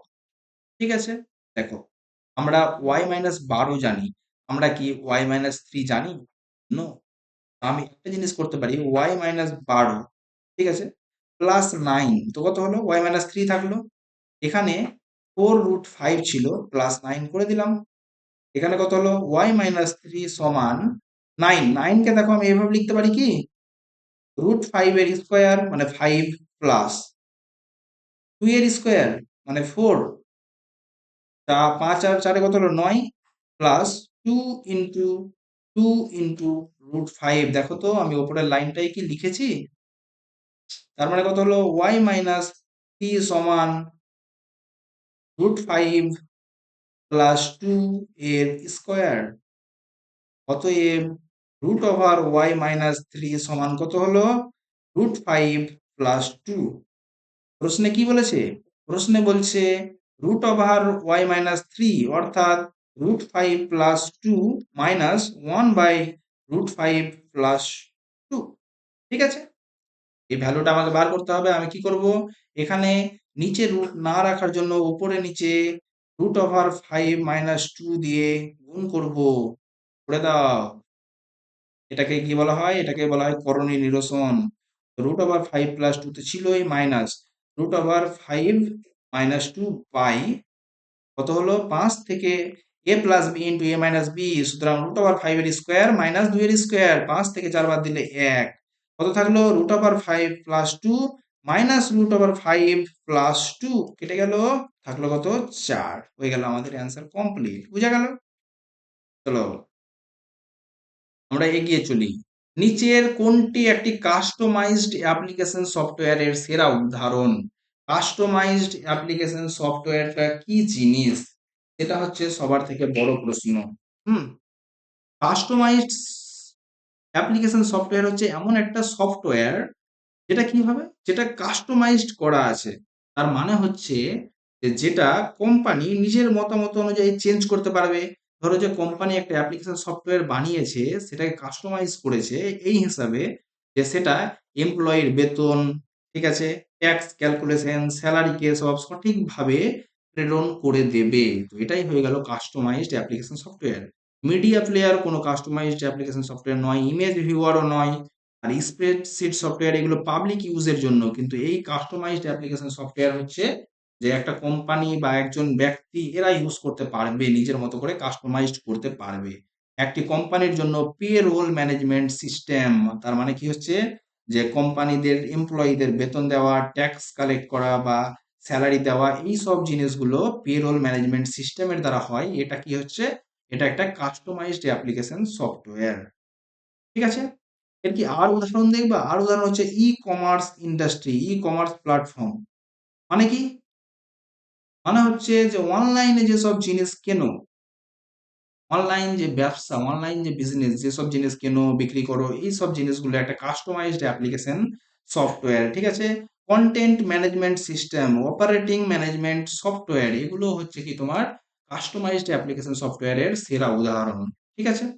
নেক্সট, ডাল্টনের পারমাণবিক সূত্র অনুসারে কোন স্বীকার্য সাব অ্যাটমিক কণার আবিষ্কারের মাধ্যমে ভুল প্রমাণিত হয়েছিল অবপারমাণবিক, মানে পরমাণুকে যে ভেঙে প্রোটন, নিউট্রন এবং ইলেকট্রন পাওয়া যাবে, এটা ভুল প্রমাণিত হয়েছিল কার মাধ্যমে?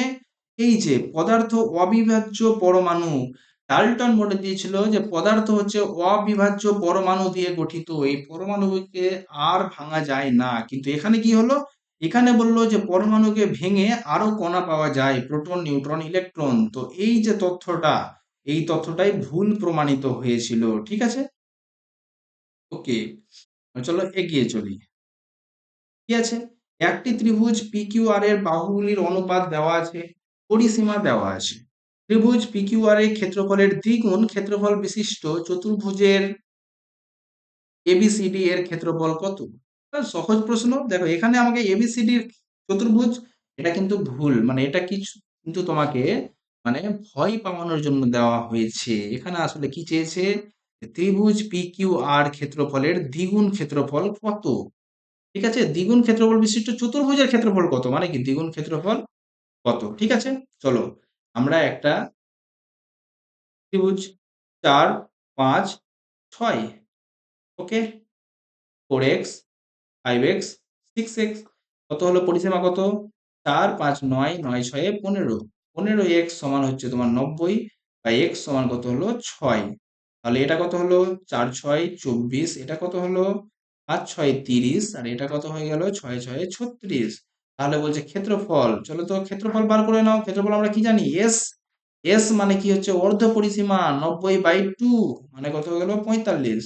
তো 45 ইন্টু এস মাইনাস এ, চলো তো 45 থেকে 36 বাদ দাও 9, এস মাইনাস বি 30 বাদ দাও 15, এস মাইনাস সি 1 বাদ দাও আর 2। ঠিক আছে, এটা হয়ে গেল ক্ষেত্রফল। কি চেয়েছে, এর ডবল ক্ষেত্রফল চেয়েছে। হ্যাঁ, চলো এবার এখান থেকে ভেঙে ভেঙে বার করো। 5 গুণিত 9 গুণিত 9 গুণিত 5 গুণিত 3, হুম, গুণিত কত হয়ে গেল 3 গুণিত 7, কত হলো তাহলে, দুটো 5 থেকে একটা 5 বেরালো, একটা 9 বেরালো, একটা 3 বেরালো, √7 থেকে গেল। প্রশ্নে তোমাকে বলে দিচ্ছে √7 এর মান 2.6 ব্যবহার করো।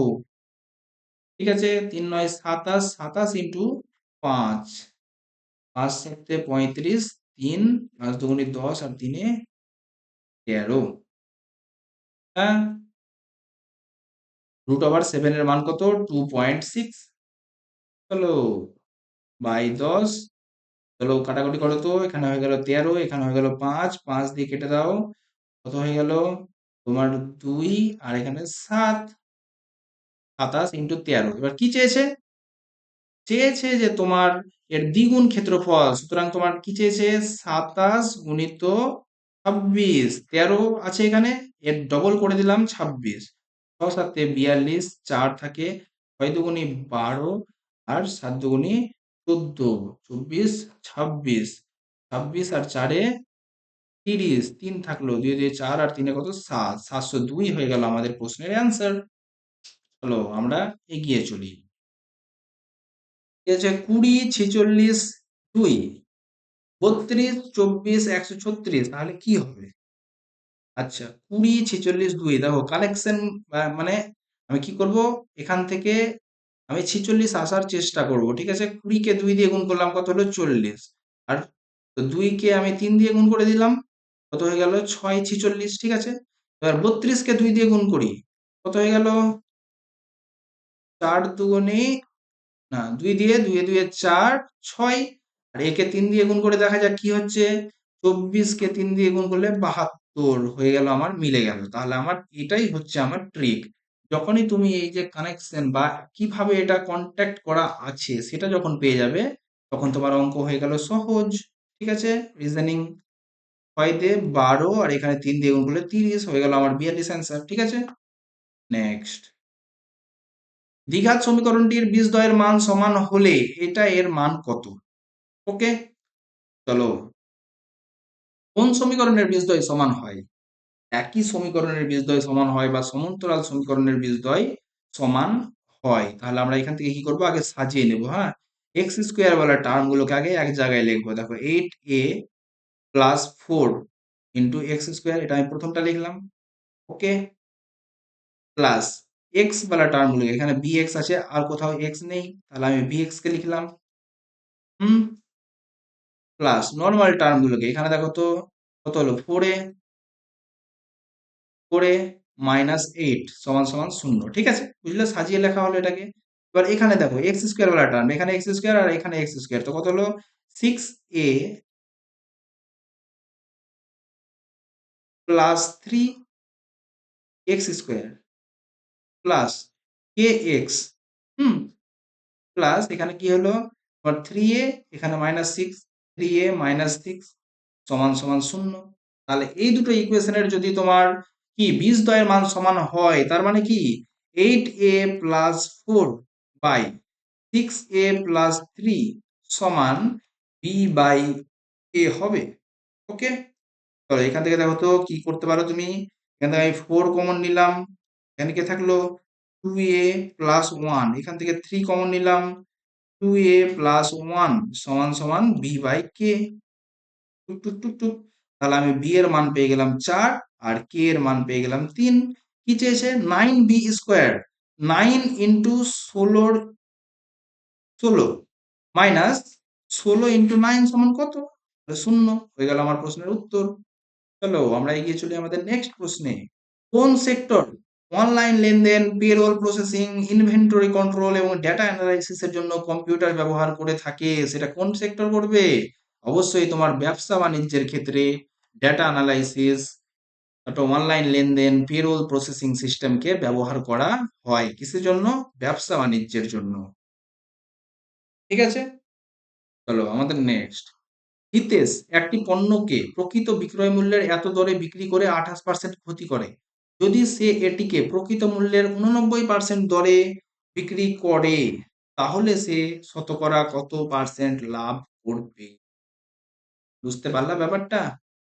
এসপি, একটা জিনিসের এসপি ছিল 15, ঠিক আছে, সে সেটাকে 6 টাকায় বিক্রি করলো। 15/6, 6 টাকায় বিক্রি করলো, দিয়ে সে 28% ক্ষতি করলো। তার মানে আমি যদি সিপি আসতে চাই, 100/72, এটাই হয়ে গেল তাহলে কি তোমার সিপি। ঠিক আছে, যদি সে, তাহলে চলো আমরা এসপি আর সিপি এর মধ্যে অনুপাত বার করে নিই। ঠিক আছে, অনুপাত বার করলে কি হবে? এটা এখানে গিয়ে গুণ হয়ে যাবে। 15 × 12 কত হয়ে গেল? 180 ইস্টু হয়ে গেল 100। এটা হয়ে গেল সিপি, এটা হয়ে গেল কি এসপি। যদি সে জিনিসটিকে এসপি এর 89% দরে বিক্রি করতো, তাহলে 180 এর 89% কত? আমরা চলো বের করে নিই। চলো 18 দিয়ে গুণ করো, 89 ইন্টু 18, 8 9 72, 2 হাতে থাকে 7, কে 8 8 64, 64 আর হাতে হয়ে গেল কত তোমার? 71 গুণিত 9 8, 2 1 9 0, 7 8 15 1 16, 1602 একটা পয়েন্ট হবে। সুতরাং এটা কত হলো? 160.2 টাকায় সে বিক্রি করতো। বলো তো লাভ কত? লাভ হয়ে গেল 60.2। কত পার্সেন্ট? 60.2%, 100-র উপরে। হয়ে গেল আমার অ্যান্সার কমপ্লিট। চলো এগিয়ে চলি আমাদের নেক্সট প্রশ্নে।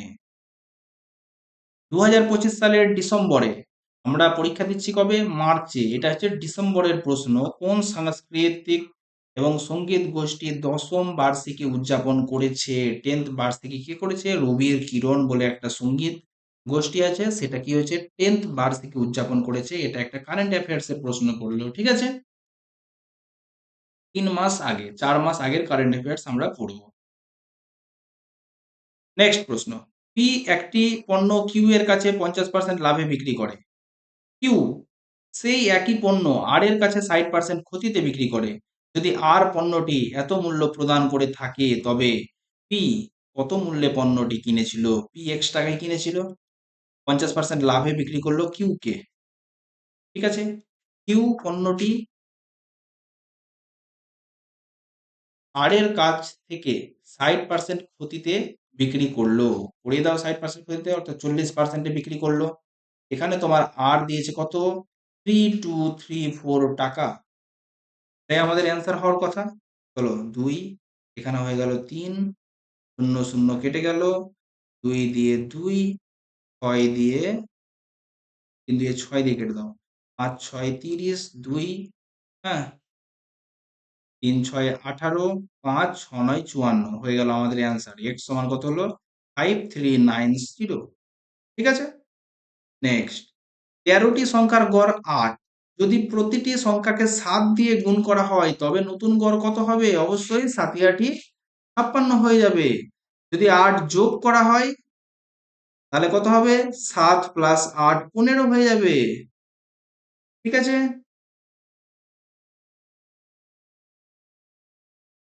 যদি 7 যোগ করা হয়, যদি 7 যোগ করা যায় তো 7 যোগ হয়ে যাবে, যদি 7 বিয়োগ করা হয় তো গড় থেকে 7 বিয়োগ হয়ে যাবে। ঠিক আছে, বোঝা গেল যোগ বিয়োগের ক্ষেত্রে কি হবে?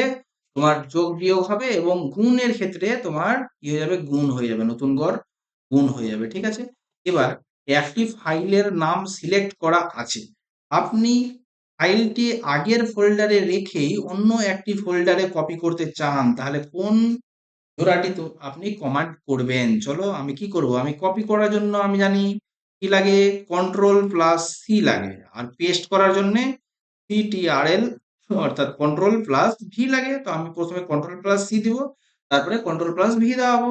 অবশ্যই কন্ট্রোল প্লাস এক্স, এক্স করলে কি হবে, কপি তো হবে কিন্তু কাট হয়ে যাবে, অর্থাৎ আগের প্রোফাইল থেকে আমার জিনিসটা কেটে যাবে। ঠিক আছে, কন্ট্রোল প্লাস এস, এস কোন কাজে লাগে, সেভ করার জন্য লাগে। চলো আমরা চলে গেলাম আমাদের নেক্সট প্রশ্নে।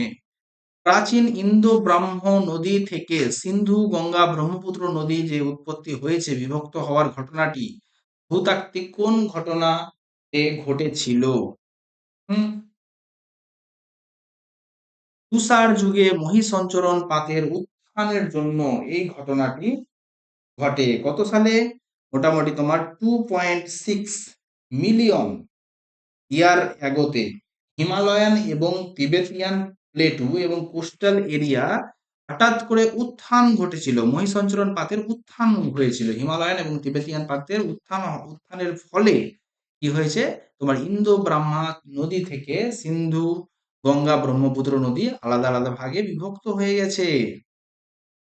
ঠিক আছে, নেক্সট, এনএসও এমওএসপিআই কর্তৃক প্রকাশিত প্রতিবেদন অনুযায়ী 2025-26 অর্থবর্ষের প্রথম ত্রৈমাসিকে কোন খাতে প্রকৃত জিভিএ এ কি হয়েছে, ঋণাত্মক প্রবৃদ্ধির হার পরিলক্ষিত হয়েছে? খনন এবং প্রস্তর প্রস্তর খনন, খনন এবং প্রস্তর খননে কি হয়েছে, তোমার ঋণাত্মক জিভিএ দেখা গেছে। ঠিক আছে, ইন্ডিয়াস, দেখো এনএসও যে রিপোর্ট বেরিয়েছে, এনএসও রিপোর্টে ইন্ডিয়াস রিয়েল জিডিপি কত, ইন্ডিয়ার real GDP growth, real GDP, GDP বা জিভিএ, জিভিএ গ্রো কত হবে, গেস করেছে যে 7.3, 7.3%। ঠিক আছে, ফাইন্যান্সিয়াল ইয়ার 2025-26, তোমরা অবশ্যই এটা কিন্তু মাথায় রাখো। ঠিক আছে, এনএসও কত বলেছে, 7.3%। আর nominal, nominal nominal GVA growth হবে তোমার 7.7%। ঠিক আছে, এখন দেখো আগে আমরা জানতাম যে বেস ইয়ার ছিল 2011-12, কিন্তু এখন বেস ইয়ার কত হয়ে গেছে, কত হয়ে গেছে, 2022-23। ঠিক আছে, আচ্ছা, সাথে একটু জিনিস জেনে নি, যে এটা যেমন তোমার কি ছিল, এটা ছিল তোমার প্রথম ত্রৈমাসিক, তো সেকেন্ড ত্রৈমাসিক যেটাকে কিউ টু বলা হচ্ছে, এখানে এগ্রিকালচার এবং অ্যালাইড সেক্টর, কোন sector, agriculture sector, agriculture sector কি হচ্ছে, বাউন্স ব্যাক করেছে গ্রোথে, গ্রোথে বাউন্স ব্যাক করেছে, কারণ তোমার এর গ্রোথ মোটামুটি তোমার 0.2% ছিল, এখান থেকে এটা কোথায় গিয়েছে, 3.5% গ্রো করেছে। তো এটা কি হচ্ছে, বাউন্স ব্যাক করেছে। আমাদের কান্ট্রির কান্ট্রিতে এগ্রিকালচারের ভূমিকা কত, এগ্রিকালচার সেক্টর থেকে কত জিডিপি আসে, আমরা কি জানি এগ্রিকালচার সেক্টর থেকে জিডিপি আসে কত, তোমার 17.7%-এর মতো, কিন্তু এখানেই সব থেকে বেশি লোক কাজ করে। ঠিক আছে, চলো আমরা এগিয়ে চলি আমাদের নেক্সট প্রশ্নে। একজন বিক্রেতা এক্স এবং ওয়াই দুটি পণ্যের প্রতিটিকে 500 মূল্যে ক্রয় করেন, তিনি প্রতিটি পণ্যকে সমান মূল্যে মুদ্রিত করেন। দেখো এমপি আর সিপি, সিপি কত, সিপি 500, আর এমপিও কিন্তু দুজনেরই সমান। ঠিক আছে, তিনি তিনি এক্স পণ্যটিকে প্রথমে 50% এবং 28%-এর দুটি ক্রমিক ছাড়ে বিক্রি করেন এবং এত লাভ করেন। যদি তিনি ওয়াই পণ্যটিকে 77% একক ছাড়ে বিক্রি করেন, তবে ওয়াই এর ওপর কত পার্সেন্ট লাভ করেছেন, এটা হলো প্রশ্ন। দেখো তো সিপি কত, 500, লাভ কত করেছে, 958। তাহলে আমি এসপি বলতে পারি কার, ওয়াই এর, আমি ওয়াই এর এসপি কি বলতে পারি, অবশ্যই পারি, করো। 8, 5, 9 আর 5 এ কত? 14। এটা হয়ে গেল তার এসপি। ঠিক আছে? তো এসপি হয়ে গেল 1458। হুম? ছাড় দিয়ে আমরা কোথায় যাব? এমপি তে। তো আমরা অপোজিটে যাচ্ছি। কারণ এসপি থেকে আমরা এমপি যাওয়ার পথটা হচ্ছে আমাদের বিপরীত পথ। তাহলে কি হবে? 100 ওপরে। প্রথমে কত পার্সেন্ট ছাড় দিলাম? 50। আর তারপরে কত পার্সেন্ট ছাড় দিলাম? 28% ছাড়, মানে 72% করলাম। ঠিক আছে? এটা হয়ে গেল আমাদের কি? এটা হয়ে গেল আমাদের, অবশ্যই এটা আমাদের হয়ে গেল এমপি। এসপি থেকে আমরা এমপি চলে আসলাম। এবার এমপি তে যখন আসলাম তো দুজনেরই এমপি কি? অবশ্যই সমান। তাহলে এটা আমরা কি পেলাম? আমরা ওয়াই এর এমপি পেয়ে গেলাম। এটা এক্স এর ছিল, এটা ওয়াই এর এমপিও পেয়ে গেলাম। তো এর ওপর যদি 77% ছাড়ে বিক্রি করা হয়, 77% ছাড় মানে কত পার্সেন্ট করা জিনিসটাকে?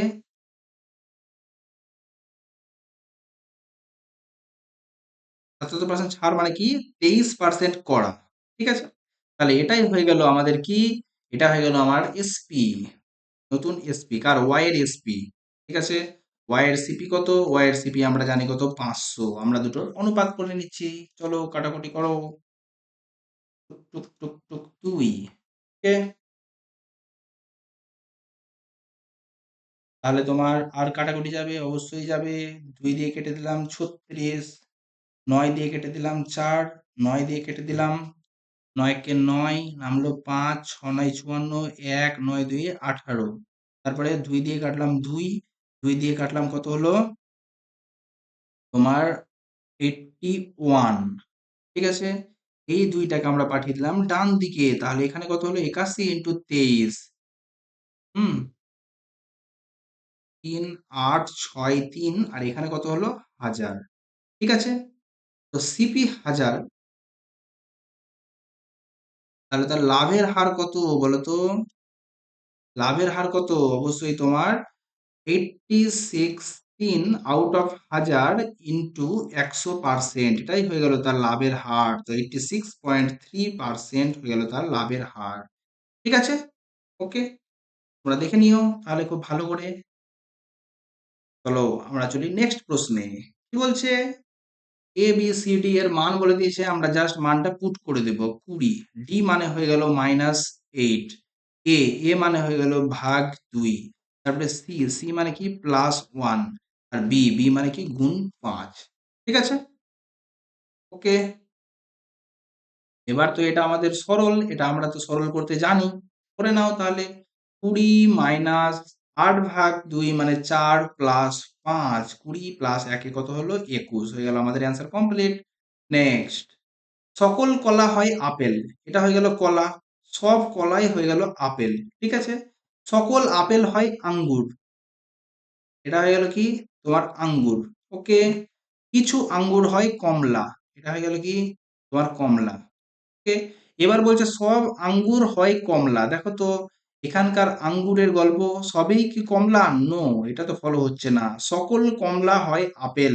সকল কমলা কি কোনোভাবে আপেল? না, এটাও তো না। অতএব কোনো সিদ্ধান্তই ফলো হচ্ছে না। নেক্সট। নিচের কোন রাজ্যে কর্তন দহন পদ্ধতিতে সম্পাদিত কৃষিকার্য পুরুয়া নামে পরিচিত? পুরুয়া হয় কোথায়? ঝাড়খণ্ডে। ঝাড়খণ্ডে আমরা কি নামে জানি তাকে? ঝাড়খণ্ডে জানি পুরুয়া। কি বলে? Slash and burning. ঠিক আছে? তাহলে চলো আমরা সাথে সাথে দেখে নিই আর আশেপাশে কোন কোন চাষ হয়। ঝুম বা ঝুমিং চাষ কোথায় হয়?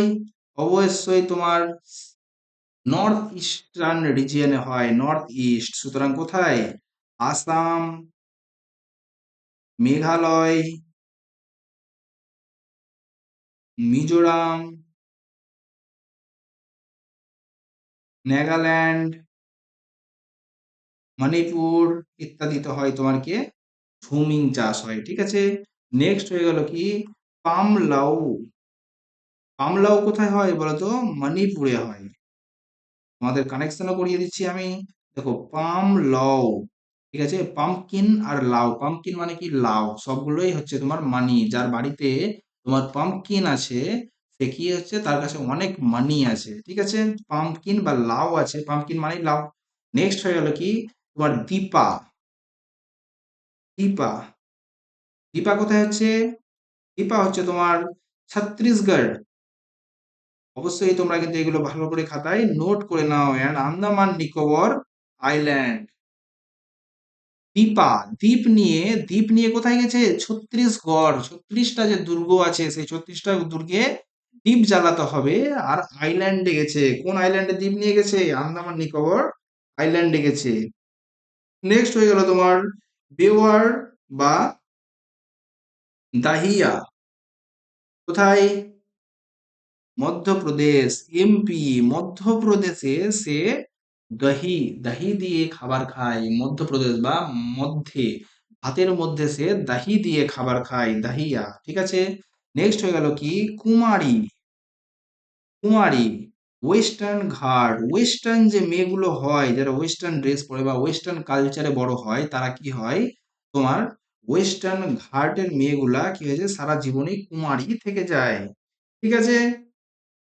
নেক্সট ব্রিঙ্গা, ব্রিঙ্গা। হুম, ব্রিঙ্গা মানে কি? ব্রিঞ্জল মানে বেগুন, বেগুন কি একটা ডিশ, তো উড়িষ্যা। ওকে। নেক্সট কি হচ্ছে তোমার? ওয়ার্ল্ড ট্রে বা ভালট্রে। ওয়ার্ল্ড ট্রে বা ভালট্রে হচ্ছে তোমার কি? রাজস্থান, রাজস্থান। আর পেন্ডা বা পডু, পেন্ডা বা পডু হচ্ছে কি? অন্ধ্রপ্রদেশ, এপি। বুঝা গেল? তাহলে হয়ে গেল আমাদের এই টপিক, অর্থাৎ যে স্ল্যাশ অ্যান্ড বার্নিং বা শিফটিং, শিফটিং চাষ, সেটা আমাদের কমপ্লিট হয়ে গেল। ঠিক আছে। নেক্সট চলো তো দেখো। আচ্ছা, এটা কি দেখার দরকার পড়বে? কি হচ্ছে? F x P H. আচ্ছা, 4 6 2 বাড়লো, 6 থেকে 9 3 বাড়লো, 9 থেকে 13 4 বাড়লো, এবার 5 বাড়বে, সুতরাং 18 অ্যান্সার। আর কিছু আমি দেখবই না। ঠিক আছে। নেক্সট, কিছু খাল হয় নদী, কিছু খাল হয় নদী, কিছু নদী হয় মহাসাগর, কিছু মহাসাগর হয় পুকুর। সবাই তো আলাদা আলাদা জিনিস। ঠিক আছে। সকল পুকুর হয় নদী, এই যে সকল পুকুর হয় নদী, কোনো সম্পর্ক? নো। সকল মহাসাগর হয় খাল, সকল মহাসাগর হয় খাল, না, এটাও হবে না। তাহলে তোমার সিদ্ধান্ত 1 আর 2 কোনোটি অনুসরণ করে না। বুঝা গেল? ওকে, হয়ে গেল আমাদের অ্যান্সার কমপ্লিট। নেক্সট এগিয়ে চলি। কোন ডেটার মধ্যমা সংখ্যাগুরু মান অপেক্ষা এত কম হলে মধ্যমান, ওই ডেটার মধ্যমা ডেটার গড় মান অপেক্ষা কত বেশি হবে? আমরা কি জানি? আমরা জানি মোড সমান 3 মিডিয়ান -2 মিন। এটা তো অবশ্যই জানি। মোড মানে কি? সংখ্যাগুরু মান। মিডিয়ান মানে কি? মধ্যমা। আর মিন মানে কি? তোমার গড়। ঠিক আছে। এবার বলছে মোড মাইনাস মিডিয়ান সমান 2 ইন্টু মিডিয়ান মাইনাস মিন। এবার প্রশ্নে বলা হচ্ছে কোন ডেটার মধ্যমা সংখ্যাগুরু মান অপেক্ষা এত কম। এই যে দেখো মধ্যমা আর এই গ্যাপটা কত হয়ে গেল? 61.54। তাহলে মধ্যমা আর গড় মানের গ্যাপ কত? এই গ্যাপটা কত? এটা যদি এক্স হয় তো 2x সমান এত, বা কি হয়ে গেল? এক্স সমান মিডিয়ান আর মিনের পার্থক্য সমান 61.54/2 সমান সমান 30.77 হয়ে গেল আমাদের প্রশ্নের অ্যান্সার। ওকে। চলো নেক্সট। 8 মিটার বাহু বিশিষ্ট একটি ঘনক আকৃতির কাঠের ব্লক আছে। ঠিক আছে। একটি কাঠের ব্লক যার বাহু হয়ে গেল কত? 8। হুম, একটা কাঠের ঘনক আছে। হ্যাঁ, এবার কি করা হচ্ছে?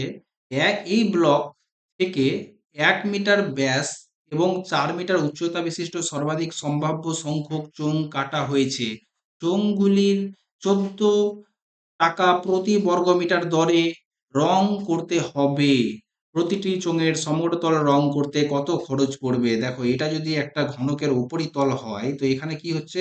তোমার 8, এটা যেহেতু 8 আর এক একটা চোঙের যেহেতু তোমার ব্যাস 8, তো 1 করে তো কত হবে? 8টা এদিকে হলো, এদিকে 8টা হবে। 8 এ 8 এ 64টা চোঙ তৈরি হবে। আর যেহেতু, বুঝতে পারছো না? দেখো 64টা চোঙ তৈরি হবে। আর যেহেতু তোমার উচ্চতা হচ্ছে 4, তো এই মতো কটা হবে, দুটো দুটো করে হবে, ডবল ডবল করে হবে। তো কত হলো, 64 আর দুগুণে 64 ইন্টু 2, এতগুলো চোঙ তৈরি হবে, ঠিক আছে। এবার চোঙের সমতলের ক্ষেত্রফল কি জানি আমি, চোঙের সমতলের ক্ষেত্রফল কি, 2 পাই r into r plus H. তো 2 ইন্টু 22/7 ইন্টু আর, আর কত, এক এক এক এক তো ব্যাস হাফ, ইন্টু আর প্লাস এইচ, ওকে, ইন্টু 14 টাকা। তাহলে হয়ে গেল আমার সমতলের ক্ষেত্রফল রং করতে এত টাকা লাগবে, ঠিক আছে। কেটে দাও, এখানে কত হলো, দুই, দুই দিয়ে দুই কেটে গেল, কত থাকলো, 2 গুণিত 64 গুণিত 2 গুণিত 22 গুণিত এখানে কত হলো, 9/2, 2 দিয়ে কেটে দিলাম, কত হলো, 11, ওকে। আচ্ছা চলো তাহলে আমরা গুণ করে নিই, কি হলো, 64, 4 9 36, 64 গুণিত 36, তো 4 6 24, হাতে থাকে 2, 6 6 36 আর 2 38, 3 4 12, 1 3 6 18, 1 19, কত হলো, 4 8 আর 2 0, 3 আর 9 2 আর 1 3, জানা হয়ে গেল তোমার 2। এবার একে 11 দিয়ে গুণ করতে হবে, 4 4 0 4 3 0 3 3 2 5 2, তাহলে আমার এত টাকা খরচ হবে। তোমরা যদি, আশা করি তোমরা বুঝতে পারলে, যদি বুঝতে না পারো তবে তোমরা অবশ্যই কমেন্টে জানাও, এই প্রশ্নটাকে আমি আরো ভেঙে বুঝিয়ে দেবো, ঠিক আছে। যেহেতু এটা 3D পিকচার তাই জন্য আঁকাটা একটু কঠিন হচ্ছে। আচ্ছা চলো আমরা এগিয়ে চলি আমাদের নেক্সট প্রশ্নে। নেক্সট হয়ে গেল কি আমাদের রিজনিং, কত আছে, 89, দেখো 2 কমলো, 3 কমলো, হ্যাঁ, তারপরে এখানে কত কমলো, 5 কমলো, এখানে কত কমলো, 7 কমলো। এবার আমরা বুঝতে পারলাম এটা হচ্ছে মৌলিক সংখ্যা কমাচ্ছে, তাহলে এখানে কত কমবে, 11 কমবে, তা 61 হয়ে গেল আমাদের অ্যান্সার, বুঝা গেল। চলো আমরা এগিয়ে চলি। 2025 সালের ডিসেম্বরে আমরা কোন কোন মাসের এক্সাম করছি, মার্চ মাসে। অবশ্যই তোমাদের কিন্তু এই জিনিসটা খুব ভালো করে মনে রাখতে হবে, এখানে কি বলছে, ডিসেম্বরের কারেন্ট অ্যাফেয়ার, সুতরাং 4 মাস আগে অর্থমন্ত্রী রাজ্যগুলিকে কোন আর্থিক কাঠামোর অধীনে নির্ধারিত সীমার মধ্যে তাদের ঋণ ব্যবস্থাপনা করার আহ্বান জানানো হয়েছে। দেখো জিএসটি তো ট্যাক্স, নীতি আয়োগ তো একটা সংস্থা, আর মুদ্রানীতি মানে ইনফ্লেশন অনুযায়ী। তো এখানে তোমার অপশন এলিমিনেশন করেও তুমি এফ আর বি এম অ্যান্সারটা মারতে পারবা। এফ আর বি এম এর ফুল ফর্ম কি, fiscal responsibility, responsibility and budget management, ঠিক আছে।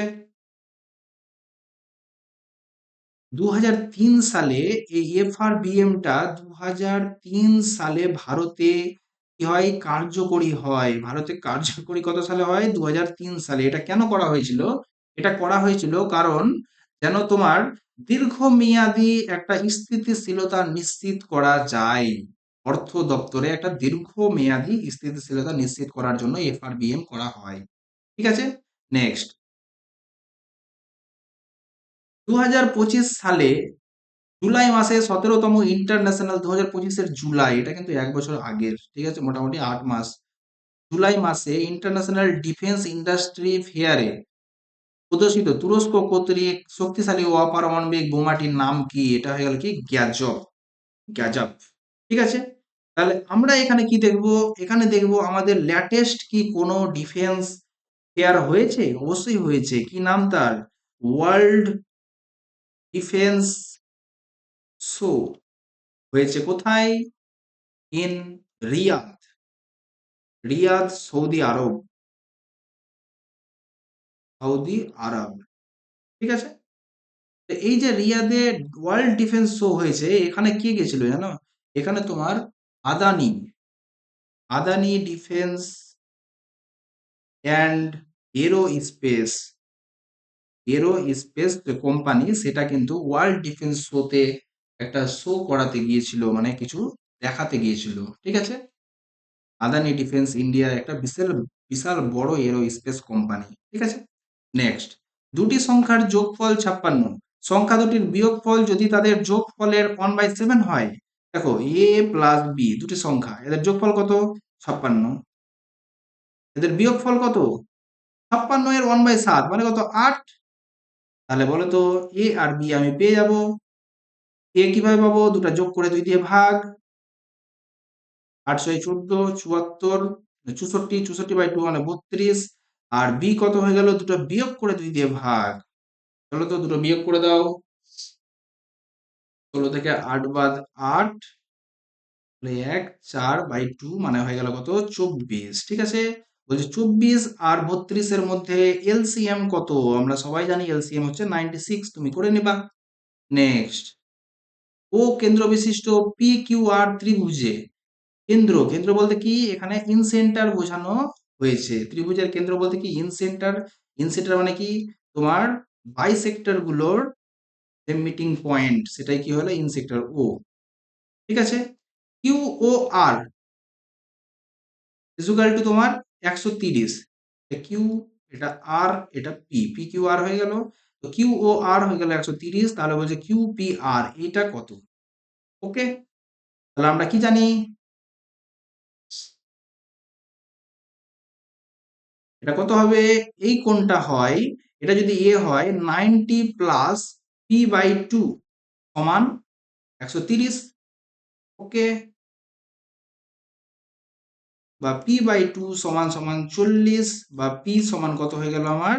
80 ডিগ্রি হয়ে গেল আমার প্রশ্নের সমাধান।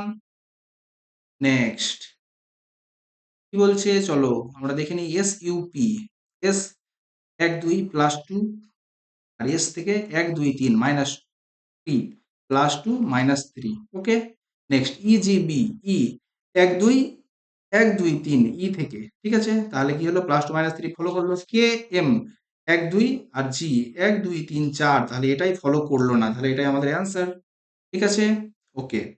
2025 সালে 1 অক্টোবর থেকে কার্যকর হওয়া ভারত এবং European free trade association EFTA এর মধ্যে trade and economic partnership agreement কবে স্বাক্ষরিত হয়েছিল? এটা মার্চ 2024 সালে স্বাক্ষরিত হয়েছিল। আর কার্যকর কবে হলো? 2025 সালের 1 অক্টোবর। আমরা কখন পরীক্ষা দিচ্ছি? 2026-এর মার্চে পরীক্ষা দিচ্ছি। আর এই প্রশ্নটা কোথাকার? অক্টোবর মাসের কারেন্ট অ্যাফেয়ার্স। সো 6 মাস আগের কারেন্ট অ্যাফেয়ার্স। তো তোমার কি দাঁড়াচ্ছে?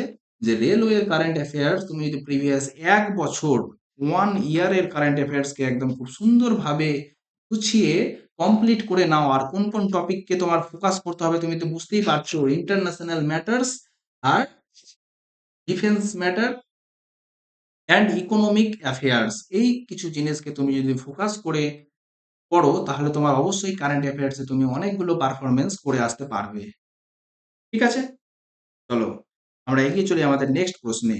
1990 সালে জিডিপিতে কোন খাতের শেয়ার উল্লেখযোগ্যভাবে বৃদ্ধি পেয়েছিল, যা ভারতীয় অর্থনীতিতে পরিবর্তনের প্রতিফলন ঘটায়? আমরা জানি 1991 কি হয়েছিল? 91 তোমার LPG, L for liberal liberalization, P for privatization, আর জি ফর গ্লোবালাইজেশন যে করানো হয়েছিল। এটা কাকে? শিল্পকে দেশ বিদেশে ছড়িয়ে দেওয়ার জন্যই তোমার এই যে এলপিজি করানো হয়েছিল। তো আমাদের শিল্প হয়ে গেল অ্যান্সার। ঠিক আছে, নেক্সট, 2025 সালে কোন হাইকোর্ট জেলা বিচার বিভাগে এআই টুল ব্যবহারের নীতিমালা জারি করে দেশের প্রথম আদালত হিসাবে কৃত্রিম বুদ্ধিমত্তা ব্যবহারের ব্যাপক নির্দেশিকা তৈরি করেছে? কেরালা হাইকোর্ট। ঠিক আছে, অবশ্যই তুমি কারেন্ট অ্যাফেয়ার্স পড়ার সময় এআই কে অবশ্যই ফোকাস করবা, কারণ এআই একটা উল্লেখযোগ্য টপিক হয়ে দাঁড়িয়েছে আমাদের ইন ফিউচার ওয়ার্ল্ডে। ঠিক আছে, নেক্সট, 5 জন শিক্ষার্থী ঈশা, কবিতা, মিলন, নিশা, প্রীতি পরীক্ষায় নম্বর পেয়েছে। তাদের মধ্যে কে দ্বিতীয় সর্বাধিক নাম্বার পেয়েছে, মানে সেকেন্ড হাইয়েস্ট? এই জায়গাটা কার?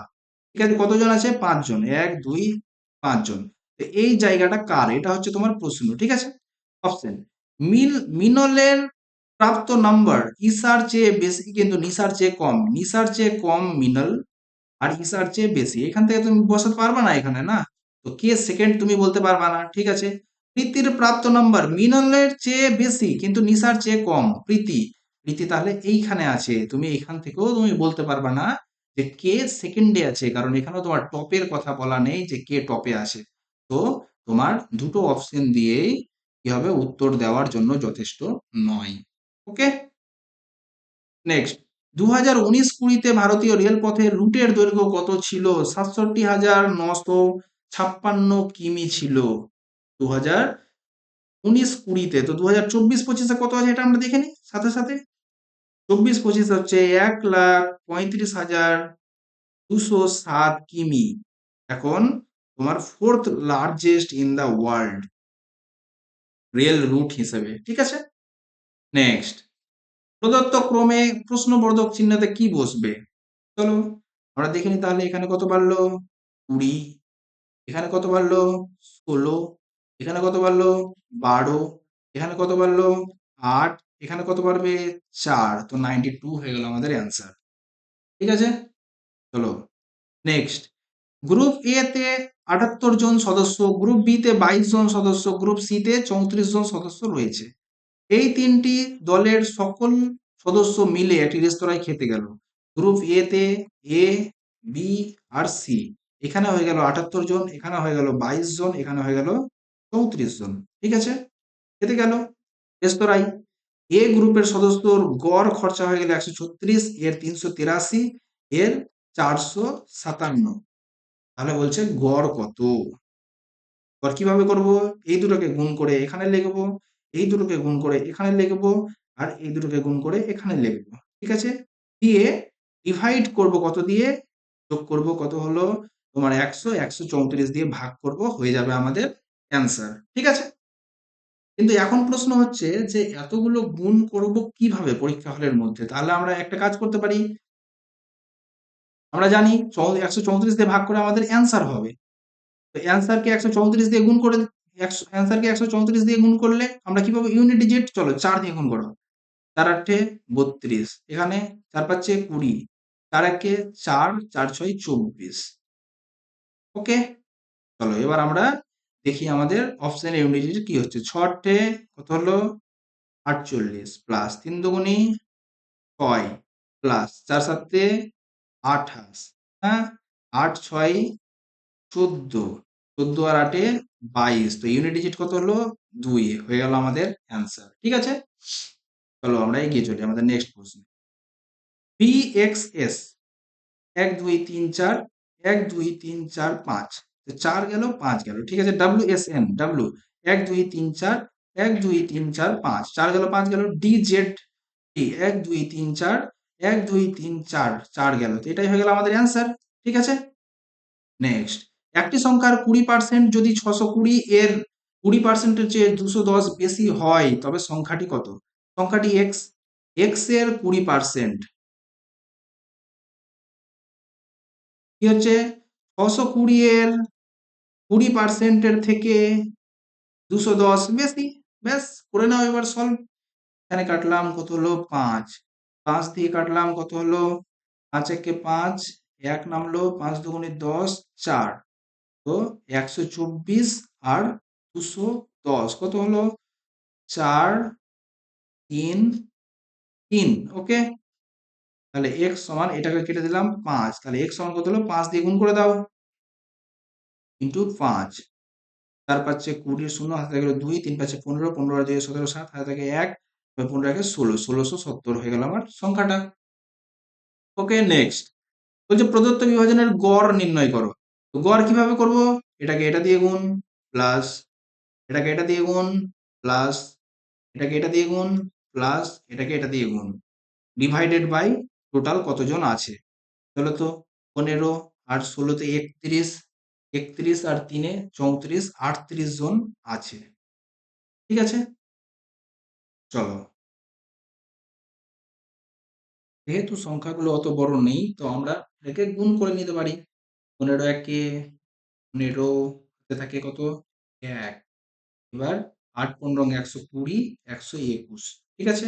4 দিয়ে গুণ করো তো 70, তো 140 হয়ে গেল। নেক্সট 3 তারিখে 9, 3 7 21, ওকে।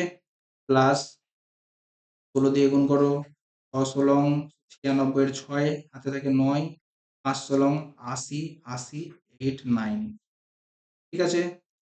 চলো তাহলে তোমরা এটা যোগ করো, 1215 প্লাস 140 প্লাস 800। আচ্ছা, চলো আমরা এটা এবার যোগ করে নিই। 5 5 9 9 6 15, 15 আর 5 20 এর 0, হাতে থাকলো কত 2, ঠিক আছে। 1 2 2 4 6 6 9 15, 15 2 17 7, হাতে থাকে কত 1 2 2 4 5 8 5 13, 13 আর 1 14, 4 হাতে থাকে 1 2, তো আমাদের অ্যান্সার কি হবে 2470/38। চলো তো কেটে দাও তো 19 দিয়ে, 2 দিয়ে কাটলাম 19, 2 দিয়ে কাটলাম 1 2, হ্যাঁ, হলো 3 দুগুণে 6 1 5, ঠিক আছে। নেক্সট 19 দিয়ে কাটলাম,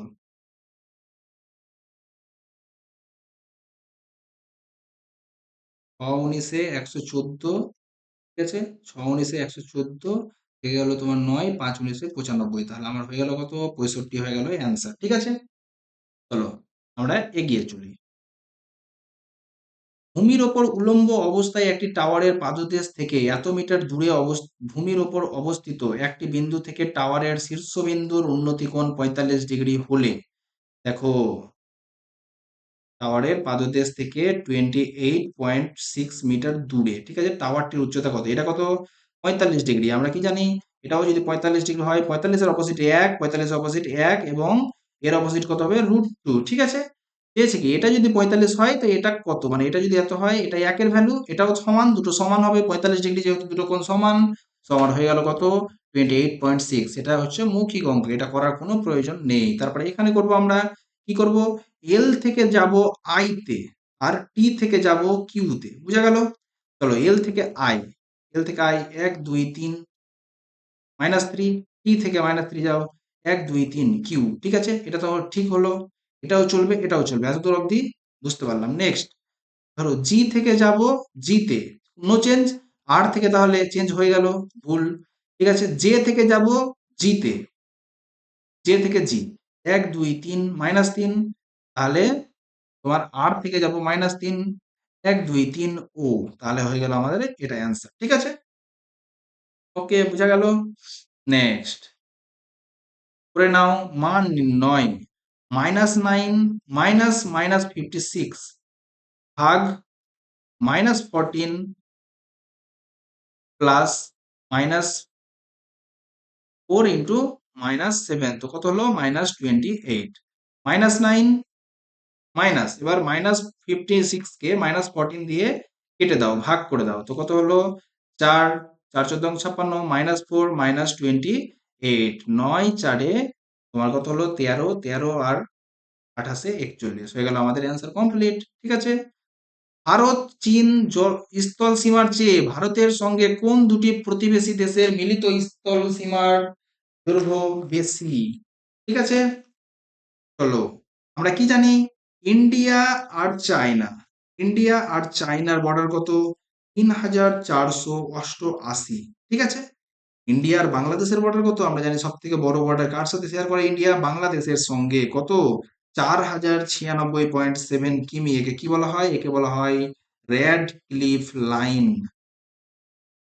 ঠিক আছে। আর ইন্ডিয়া পাকিস্তানের সঙ্গে, ইন্ডিয়া পাকিস্তান হচ্ছে তোমার 3323, এটাকে কি বলা হয় LOC, লাইন অফ কন্ট্রোল। আর এটা কি LAC, line of actual control. তাহলে বাংলাদেশ এবং পাকিস্তানের স্থল সীমার সমষ্টি অবশ্যই ভারত এবং চীন থেকে অনেকটাই বেশি হবে, ঠিক আছে। নেক্সট, হাওয়ার্ড চাঁদ গেহলট সম্পর্কে নিম্নলিখিত বিবৃতি বিবেচনা করো। তিনি মধ্যপ্রদেশের প্রথম ব্যক্তি যিনি কর্ণাটকের রাজ্যপাল হিসেবে দায়িত্ব পালন করেছেন। তিনি কর্ণাটকের 19তম রাজ্যপাল। দুটোই যুক্তি তোমার কি ঠিক, ঠিক আছে। তো সিএম অফ কর্ণাটক, কর্ণাটকের সিএম কে এখন, সিএম অফ কর্ণাটক, কে? সিদ্ধারামাইয়া, সিদ্ধারামাইয়া। ঠিক আছে, নেক্সট বলো। এস থেকে যদি এটা হলো, এটা থেকে এটা হলো, তো এটা থেকে কি হবে? ঠিক আছে, চলো ভি থেকে জেড কি হলো দেখি। 1 2 3 4, এখানেও দেখো তো ডি থেকে এইচ 1 2 3 4, তাহলে এল থেকেও 4 হবে। 1 2 3 4, পি দিয়ে তোমার অপশন হবে, বাকি সবটি অপশন কাটা হয়ে গেল, আমার অ্যান্সার ঠিক। ওকে, পরে যদি সময় থাকে এটা অবশ্যই মার্ক রিড করে যাব, পরে অবশ্যই এটাকে আমি একবার ব্যাক চেক করে দেখব। ওকে, নেক্সট। কার্ড থেকে এত, নিট থেকে এত, তাহলে এ ফর কি হবে? দেখো তো দুটাতে এ কমন আছে, তো দুটোতে কোন সংখ্যাটা কমন আছে দেখো তো। চোখে পড়ছে অবশ্যই 4, 4 হয়ে গেল কমন, তাহলে আমার হয়ে গেল অ্যান্সার কত? 4। নেক্সট, 300 খ্রিস্টপূর্বাব্দ থেকে 300 খ্রিস্টাব্দের মধ্যে রচিত দক্ষিণ ভারতের সঙ্গম সাহিত্যের মূল ভাষা কোনটি? সঙ্গম সাহিত্যের মূল ভাষা কি ছিল? তামিল। ঠিক আছে, এটা হিস্ট্রির প্রশ্ন।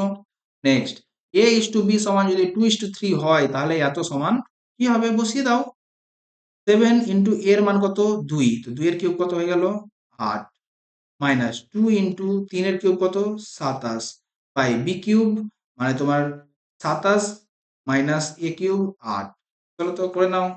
7 56, মাইনাস 27 দুগুণি 54, বাই এখানে কত হলো? 19, তাহলে 2/19, মানে 2:19 হয়ে গেল আমাদের অ্যান্সার। ঠিক আছে, নেক্সট।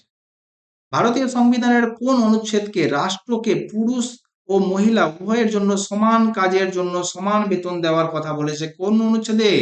39 এর ডি নাম্বার অনুচ্ছেদে বলেছে যে সমান কাজের জন্য সমান বেতন পাবে। ঠিক আছে, এটা কিসের অন্তর্গত? এটা হচ্ছে আমাদের ডিপিএসপি এর অন্তর্গত। হুম, নেক্সট। 7 21 31 62, দেখো তো 3 7 21 10 ডবল, 3 9 27 প্লাস 10 ডাবল। ঠিক আছে, তো করে নাও। 33 10 ডাবল হয়ে গেল আমাদের অ্যান্সার কমপ্লিট। ঠিক আছে, ঠিকটা ধরাটাই হচ্ছে সব থেকে বড় খেল। 7 জন ব্যক্তি PQRS বৃত্তাকার টেবিল ঘিরে কেন্দ্রের দিকে মুখ করে বসে আছে, বসিয়ে দাও 7 জনকে। 1 2 3 4 5 6 7, সব কেন্দ্রের দিকে মুখ করে বসে আছে। ঠিক আছে, আচ্ছা। ইউ এর ডান দিক থেকে গণনা করলে ইউ এবং পি এর মাঝে মাত্র একজন ব্যক্তি বসে আছে। ইউ এবং পি এর মাঝে মাত্র একজন ডান দিকে। ঠিক আছে, নেক্সট। পি এবং আর এর মাঝে মাত্র একজন ব্যক্তি বসে আছে, তো পি এবং এখানে আর এর মাঝে মাত্র একজন ব্যক্তি বসে আছে। নেক্সট, ইউ এবং কিউ এর মাঝে মাত্র একজন ব্যক্তি বসে আছে। ইউ এবং কিউ এর মাঝে মাত্র একজন ব্যক্তি বসে আছে। ঠিক আছে, নেক্সট। ভি এবং আর এর মাঝে মাত্র 2 জন ব্যক্তি বসে আছে, তাহলে ভি আর আর এর মাঝে মাত্র 2 জন ব্যক্তি বসে আছে। এখানে এখানে ভি আর আর কে আমি এখানে বসাতে পারি।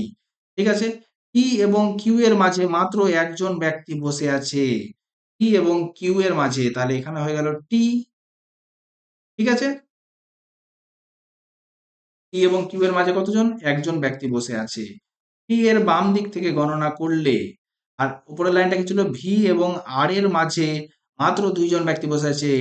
আর আর 1 2 ভি। ঠিক আছে, তাহলে আর কে থাকলো? পি কিউ আর এস, তাহলে এখানে এস বসবে। ব্যাস।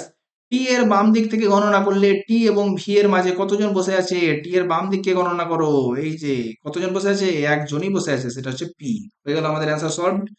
নেক্সট, বারদৌলি সত্যাগ্রহ 1928 সালের নেতা কে? সর্দার বল্লভ ভাই প্যাটেল। জি কে গোখলে, গোপাল কৃষ্ণ গোখলে কি political guru of, political guru of Mahatma Gandhi, M K Gandhi. ঠিক আছে, আর এই কি কি কি করেছিল? Servants of India society, servants of India society, কত সালে? 1905 সালে। কে? বাল গঙ্গাধর তিলক কি বলেছিল? Swaraj is my birthright and I shall have it. আর রাজা গোপালাচারী কি হয়েছিল? তোমার ভারতের প্রথম কি তোমরা অবশ্যই এটা কমেন্টে জানাও, রাজা গোপালচারী কি ছিল, কে ছিলেন। ঠিক আছে, নেক্সট, উত্তরায়ণের সময় নিচের কোন অক্ষাংশে সূর্য সরাসরি মাথার উপরে থাকে? দেখো, যখন উত্তরায়ণ হয় তার মানে কি হচ্ছে, সূর্য উত্তর দিকে যাচ্ছে। ঠিক আছে, তো উত্তর দিকে যখন কর্কট ক্রান্তি রেখা উত্তরে, বিষুব রেখা মাঝখানে, আর তোমার মকর ক্রান্তি রেখা দক্ষিণে, তো উত্তরায়ণের সময় কি হবে, সূর্য একদম ক্রান্তি রেখার উপর লম্বভাবে কিরণ দেবে। এই সময় বোঝা গেল, উত্তর গোলার্ধে অর্থাৎ কর্কট ক্রান্তি রেখার উপর সূর্য লম্বভাবে কিরণ দেয়। ঠিক আছে, চলো নেক্সট, হাইড্রোলিক লিফট এবং হাইড্রোলিক ব্রেক গুলোর কার্যকারিতা কিসের উপর নির্ভর করে? এটা পাস্কালের সূত্রের উপর, পাস্কালের যে চাপের সূত্র আছে তার উপর নির্ভর করে হাইড্রোলিক প্রেস এবং হাইড্রোলিক ব্রেক গুলো কাজ করে থাকে। ঠিক আছে, নেক্সট, 5 জন ব্যক্তি বৃত্তাকার টেবিলে কেন্দ্রের দিকে মুখ করে বসে আছে, বসে দাও আবার 7 জনকে, 7 জনের গল্প করাবো। 1, 2, 3, 4, 5, 6, 7। ঠিক আছে, আই বসেছে ডাব্লিউ এর ডান দিকে দ্বিতীয় স্থানে, W 1, 2 A I. Okay, I বসেছে এফ এর বাম দিকে তৃতীয় স্থানে, 1, 2, 3, তো এখানে এফ হবে, বাম দিকে তৃতীয় স্থানে কে আছে, আই। ভি বসেছে এক্স এর বাম দিকে তৃতীয় স্থানে, আমি বসাতে পারবো না। জি বসেছে ডাব্লিউ এবং এফ ঠিক উভয়েরই পাশে, তো এখানে কি হলো, জি। ওকে, এবার কি বলেছে, উপরের লাইনটা ছিল ভি বসেছে এক্স এর বাম দিকে তৃতীয় স্থানে, তো এখানে হয়ে গেল এক্স, 1, 2, 3 এখানে কে বসেছে, অবশ্যই তোমার ভি। ঠিক আছে, কে বাকি থাকলো, এফ জি এইচ, এইচই বাকি থাকলো। এইচ এর বাম দিক থেকে গণনা করলে এইচ এবং জি এর মাঝে কতজন আছে, এইচ এবং জি এর মাঝে কতজন আছে, 1, 2, 3 জন আছে। হয়ে গেল আমাদের প্রশ্নের answer solved. Next, Chalisa the group of 40 প্রতিষ্ঠা কে করেছিল? অবশ্যই ইলতুৎমিশ। আর ভ্যানিস কে করেছিল? ভ্যানিস কে করেছিল? গিয়াসউদ্দিন বলবন। গিয়াসউদ্দিন বলবন। আমরা গিয়াসউদ্দিন বলবন সম্পর্কে একটু আগেই আমরা পড়লাম। ঠিক আছে, হুম, ইনি দিওয়ানি আর্চ যে মিলিটারি ডিপার্টমেন্ট, এটা কে বানিয়েছিল? এটা বানিয়েছিল গিয়াসউদ্দিন বলবন। নেক্সট, এগিয়ে চলি। নেক্সট হচ্ছে, নিম্নোক্ত কোন আইনটি কেন্দ্রীয় প্রশাসনিক ট্রাইব্যুনাল ক্যাট গঠন ও পর্যালোচনার জন্য আইনি ভিত্তি করে তুলে? ট্রাইব্যুনাল, প্রশাসনিক ট্রাইব্যুনাল আইন 1985। দেখো, এখানে কেন্দ্রীয় প্রশাসনিক ট্রাইব্যুনাল আছে, এখানে প্রশাসনিক ট্রাইব্যুনাল আইন। আমি অপশন অপশন এলিমিনেশন করার মাধ্যমেও তুমি এই অ্যান্সারটা সঠিক করে আসতে পারবে। ঠিক আছে, নেক্সট, ই বি এর সঙ্গে কিভাবে সম্পর্কিত? চলো, বি, বি হ্যাচ, হ্যাচ মানে কি, বিয়ের বোন, বিয়ের বোন এলাম। তারপরে পার্সেন্টেজ মানে বোনের বাবা, মানে বিয়ের বাবা। Next, at the rate, at the rate মানে ছেলে, বলতো বাবার ছেলে মানে কি, ভাই। আচ্ছা, তারপরে হয়ে গেল প্লাস মানে স্ত্রী, ভাইয়ের স্ত্রী, হয়ে গেল আমার অ্যান্সার সলভ।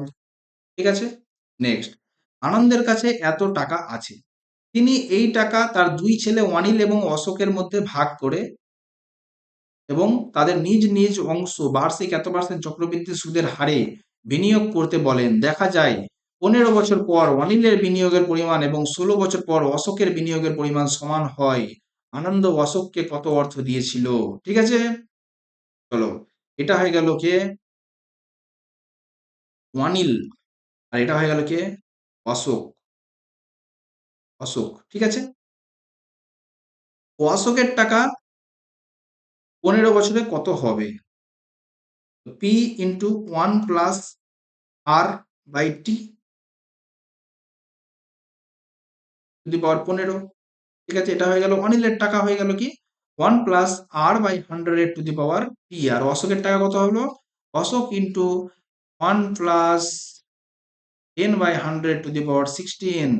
চলো তো কেটে দাও, এই তো কেটে গেল পুরোটা। ঠিক আছে, তো অনিল, আর এটা হয়ে গেল অশোক, চলে আসলো এখানে কত হলো, টুকটুক 11/10। ঠিক আছে, তাহলে বলছে আনন্দ অশোককে কত অর্থ দিয়েছিল? অশোককে 10 টাকা দিয়েছিল আউট অফ 21 ইন্টু 1407। 7 দিয়ে কেটে দাও 3, 7 দিয়ে 2, 0, 1, 3 দিয়ে কেটে দাও 3 6 18 আর 3 7 21। তাহলে কত হলো? 670 টাকা। ওকে, নেক্সট। 2025 আইসিসি চ্যাম্পিয়নশিপ ট্রফি ফাইনালে দুবাইতে ভারত কোন দেশকে পরাজিত করে সপ্তম আইসিসি পুরুষ সিনিয়র শিরোপা জিতেছে? আমরা সকলেই যেহেতু আইসিসি চ্যাম্পিয়নশিপ ট্রফি দেখেছি, নিউজিল্যান্ডকে নিউজিল্যান্ডকে হারিয়ে ইন্ডিয়া সপ্তমবারের মতো সপ্তম আইসিসি পুরুষ চ্যাম্পিয়নশিপ ট্রফি জিতেছে। ঠিক আছে, তাহলে হয়ে গেল আমাদের আজকের 100টা question complete. Thank you very much. তোমাদের যদি কোনো প্রশ্ন বুঝতে অসুবিধা হয় তবে অবশ্যই তা আমাকে কমেন্টে জানাও। আশা করি এই যে আমাদের পোস্টমর্টমটা হলো এটা তোমাদের খুব ভালো লাগলো, এবং এই মতো পোস্টমর্টম আরো চাইলে তোমরা অবশ্যই আমাকে কমেন্টে জানাও। ঠিক আছে, তাহলে দেখা হচ্ছে তোমাদের সাথে নেক্সট ভিডিওতে। আজকের মতো টাটা, বাই বাই।